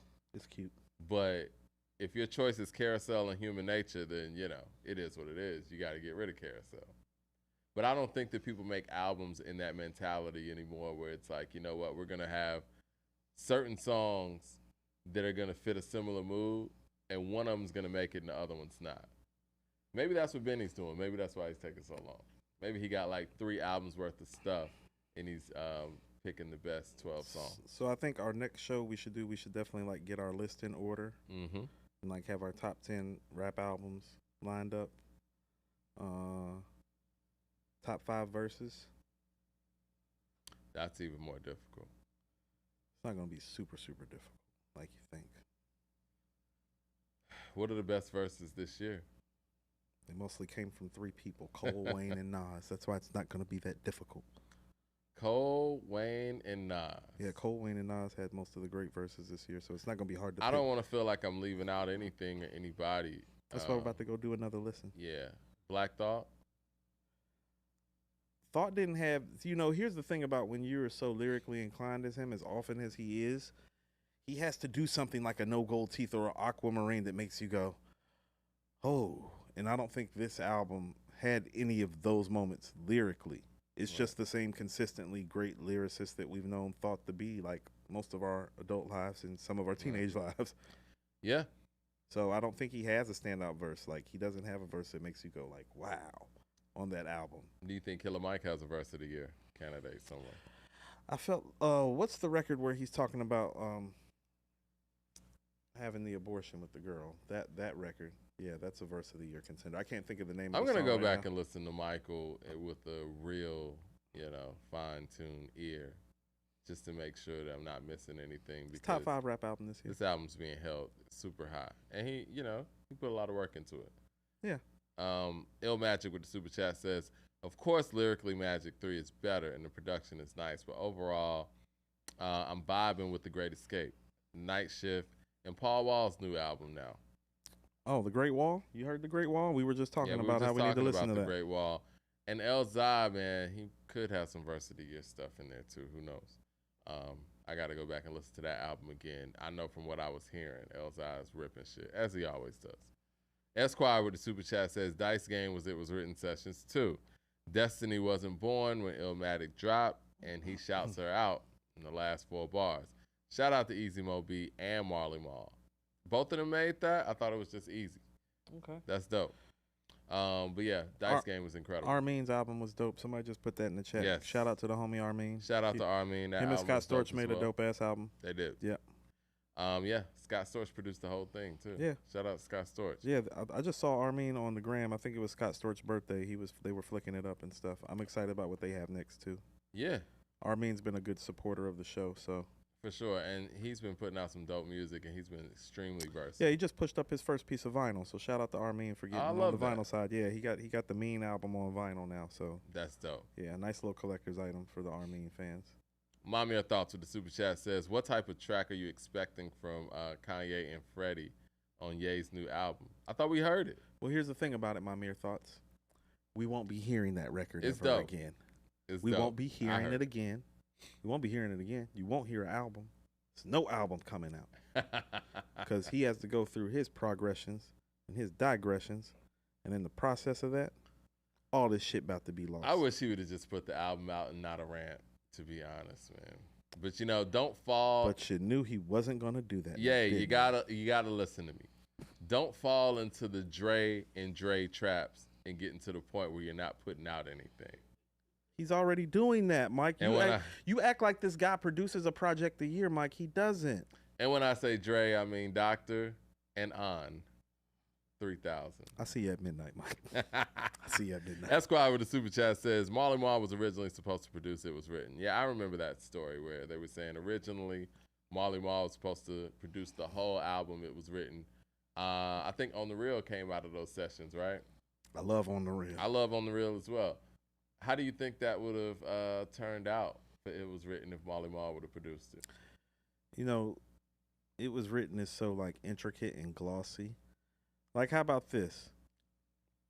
It Was Written almost should have been the real double album.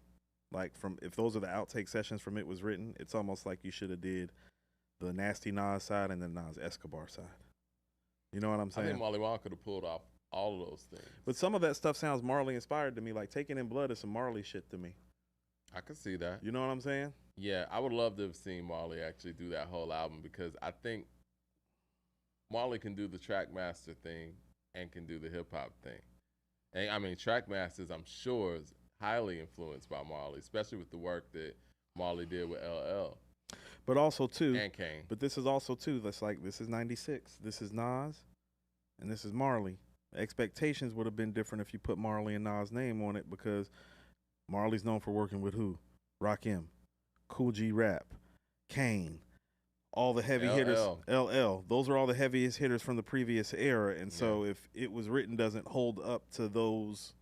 It's crazy, man. Marley only didn't work with KRS. That's it. When we think about... Well, that was because of the Shan shit. Well, no, I'm just saying. When you think about Marley and his resume, all of the big dogs, the only person he didn't work with was KRS. And Slick. Well, yeah. Slick Rick's more of an outlier. He's a little outlier. And he got locked up. Yeah, we always... And I'm sure he would have worked with Slick at some point. But when you got Rakim, Cool G Rap, Kane, and LL, and you made some of their best records, that's incredible, man. That's why he's still top 5. I'm not mad at that. I love Marley. I think Marley, in many circles, in many conversations, could be the GOAT. His versatility is there. How about this? Marley supposed to do It Was Written as kind of like how Manny was supposed to do the Carter 2. It's like, no, it still happened the way it was supposed to happen. Because It Was Written is still a classic. The Carter 2 is still a classic. And, you know, revision is history. Yeah, I kind of wish Marley did it, though. But, you know, that's just me. The beats on It Was Written are not bad. No, they're not. But I think that with Nas, man, he's always going to be better than the beats. And I think that's why Illmatic is so different because you couldn't, I mean, he was the driving force, but that production was great too. I was about to say, he's still better than those beats, but that's neither here nor there. He is.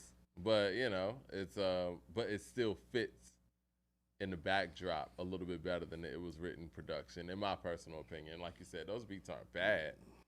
But like, you don't like the message, the beat? Like, forget the song, forget the wordplay. It's like, you don't boom, boom, boom, boom, yeah, I love boom, boom, boom, boom, boom, boom. No, that's dope. It's a dope beat. Even taking the Analytic Street, no, those beats are dope. I gave you Power by DJ Premier, like, oh, I don't like that Primo beat. It's like, man, that beat is hard. It's just not 1,000,001 Questions are unbelievable. Yeah, I mean, yeah. It's not New York State of Mind. That don't mean the beat's not great. Right. It's just not like one of the greatest beats ever. So what? Do you think that I mean, we've already covered. I feel like there whole... should have been more Preem on It Was Written. Like I feel like Preem and Havoc should have had their hands on It Was Written more than I'd say Marley. Cause yeah, the setup and live nigga rap, like, those beats. How about this? Give me 2 more Havoc beats and give me 2 more DJ Premier beats, and I'm cool. And you can even, Mike, guess what I'm about to say? You can even keep the Dr. Dre beat if you're gonna give me 2 more Primo beats and 2 more Havoc beats. You can you can keep the Dr. Dre beat. Yeah, the Nas is coming. You can keep a couple of those Trackmaster beats. The beat the Nas is coming is hard. You like that beat? I've always liked that beat, Mike. I used to rap over that beat. It's not the beat that's the problem. It's the hook and the fact that the song literally has no purpose in the middle of that album. It's got no purpose. Beat. I never liked that beat. Okay. Now, Shootouts. Trackmasters. That's Trackmasters. They did the message and they did Shootouts. That's what I'm saying. They did. Trackmasters did a good job on it. They did Suspect, Mike. Suspect's dope. You like Suspect? I love Suspect. Right. They did a good job on It Was Written. Yeah, that's what I'm saying. Hold on. Who did something? Was Stretch really? Stretch is really the one that should have done more. It Was Written when you think about it, because he did Taken in Blood and Silent Murder. Yep. Those are big. Those are home runs. Those are 10s. Well, I know we got to get up out of here because I gotta get a list together, man. Yeah, I gotta pick my daughter up anyway, so I'm gonna be playing some Dr. Dre classics on the way home. It's just I have so many to choose from that I'm not gonna have time to play them all. I'm gonna listen to some Parliament Funkadelic on the way home. That's fine. I'm gonna listen to some soul samples that get overrated because of who makes them. Yeah, gonna listen to some Bobby Blue Bland. Ain't No Love in the Heart of the City. Right. All right, hit like and subscribe, and everybody tune in with us tonight, man. Station Head, download Station Head, follow According to Hip Hop if you already ain't doing so. Midnight, and can't wait till you play Gold Digger and Slow Jams. Yeah, that's gonna work. That ain't about to work. I don't know if that's gonna work for me tonight. Yeah, neither is 2 words in the corner. You're not gonna win with those either. I'm not gonna let you win. Oh, 007 with a super chat. He says, "Does Jigga drop in 2024? Does Kendrick drop?" Actually, I want to say something really positive. Kendrick did a whole thing in Compton, like for the kids for Christmas and stuff, and shout out to him for like giving back to his community. So did Lotto. She did that out here. Yeah, too, so Clayton County Christmas. Yeah. Lotto's got an event coming up for her birthday. Lotto's about to turn 25. She's got like what is it? It's called Hoes Up Pimps Down event, where you got to dress like a fly smooth ass player. Esquire with the super chat says Stout said that they did Nas Is Coming at the last minute. Of course, that's always the story. Okay. Told you. Steve Stout be talking. I'll be like, yeah, you're a businessman. And when I say businessman, it's like, oh, you lie, nigga. All right. Well, all right. Do I think Jay's going to drop an album in 2024? No. I want to say yes, but no, I don't. No, it's not happening. That ship is sailed, in the words of Nicki. Real quick. Minaj. 5 albums we want to see next year. Cole, Kendrick. Who else? Kendrick needs to drop next year. And you know what? He needed to drop this year. Yes to the Kendrick thing. He's dropping next year. Yeah. I think Cole and Kendrick dropping in the same year would be great for hip-hop. Yeah, we need that. We need that energy. Yeah. We need that in the first quarter, and we need to settle the score. I mean, JID. I want to hear JID's next project. Yep. JID's got to drop. Because I feel like he's got some I may have next. If he's gotten some momentum recently with with the song making a TikTok challenge and all that shit, and it's getting some legs. Definitely want to hear the Benny after like realizing it was supposed to drop January of this year. So Benny. So I go Cole, Kendrick, Benny, JID. Who you got at 5? Who we got at 5? Who you want to see? Huh. Not who. Isaiah Rashad, man. The House is Burning is brilliant, Mike. Yeah. Like, we literally talked about this. It, like, literally took 2 Nas albums to keep him from having Album of the Year. Yeah. And you could still argue when I go back and listen to it, it's like, oh, shit, it's like. What about Freddie?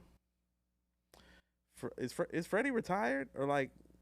Why would you say that? Well, I mean, I just literally heard nothing from him this year except for the fucking Kanye verse that we're never going to hear again. I mean, he just took a break, I guess. Okay. Yeah. Here's the thing. I'm kind of like JID and Metro. Remember they were supposed to be doing an album together? Whoa. That needs to happen. That needs to happen. Mike, here's the thing with Freddie. And people understand how great the run he's just had is. And that's why it's like I really didn't love him taking this year off, because it's like, you know how great your last 4 albums have been and how hard it's going to be to keep that momentum and make it 5? I mean, taking 1 year off. Taking 1 year off now in rap years is like taking 3 off, Mike. Not allowed to anymore. Well, Freddie's got to come back next year then. How about that? I put Freddie at 5. Yeah.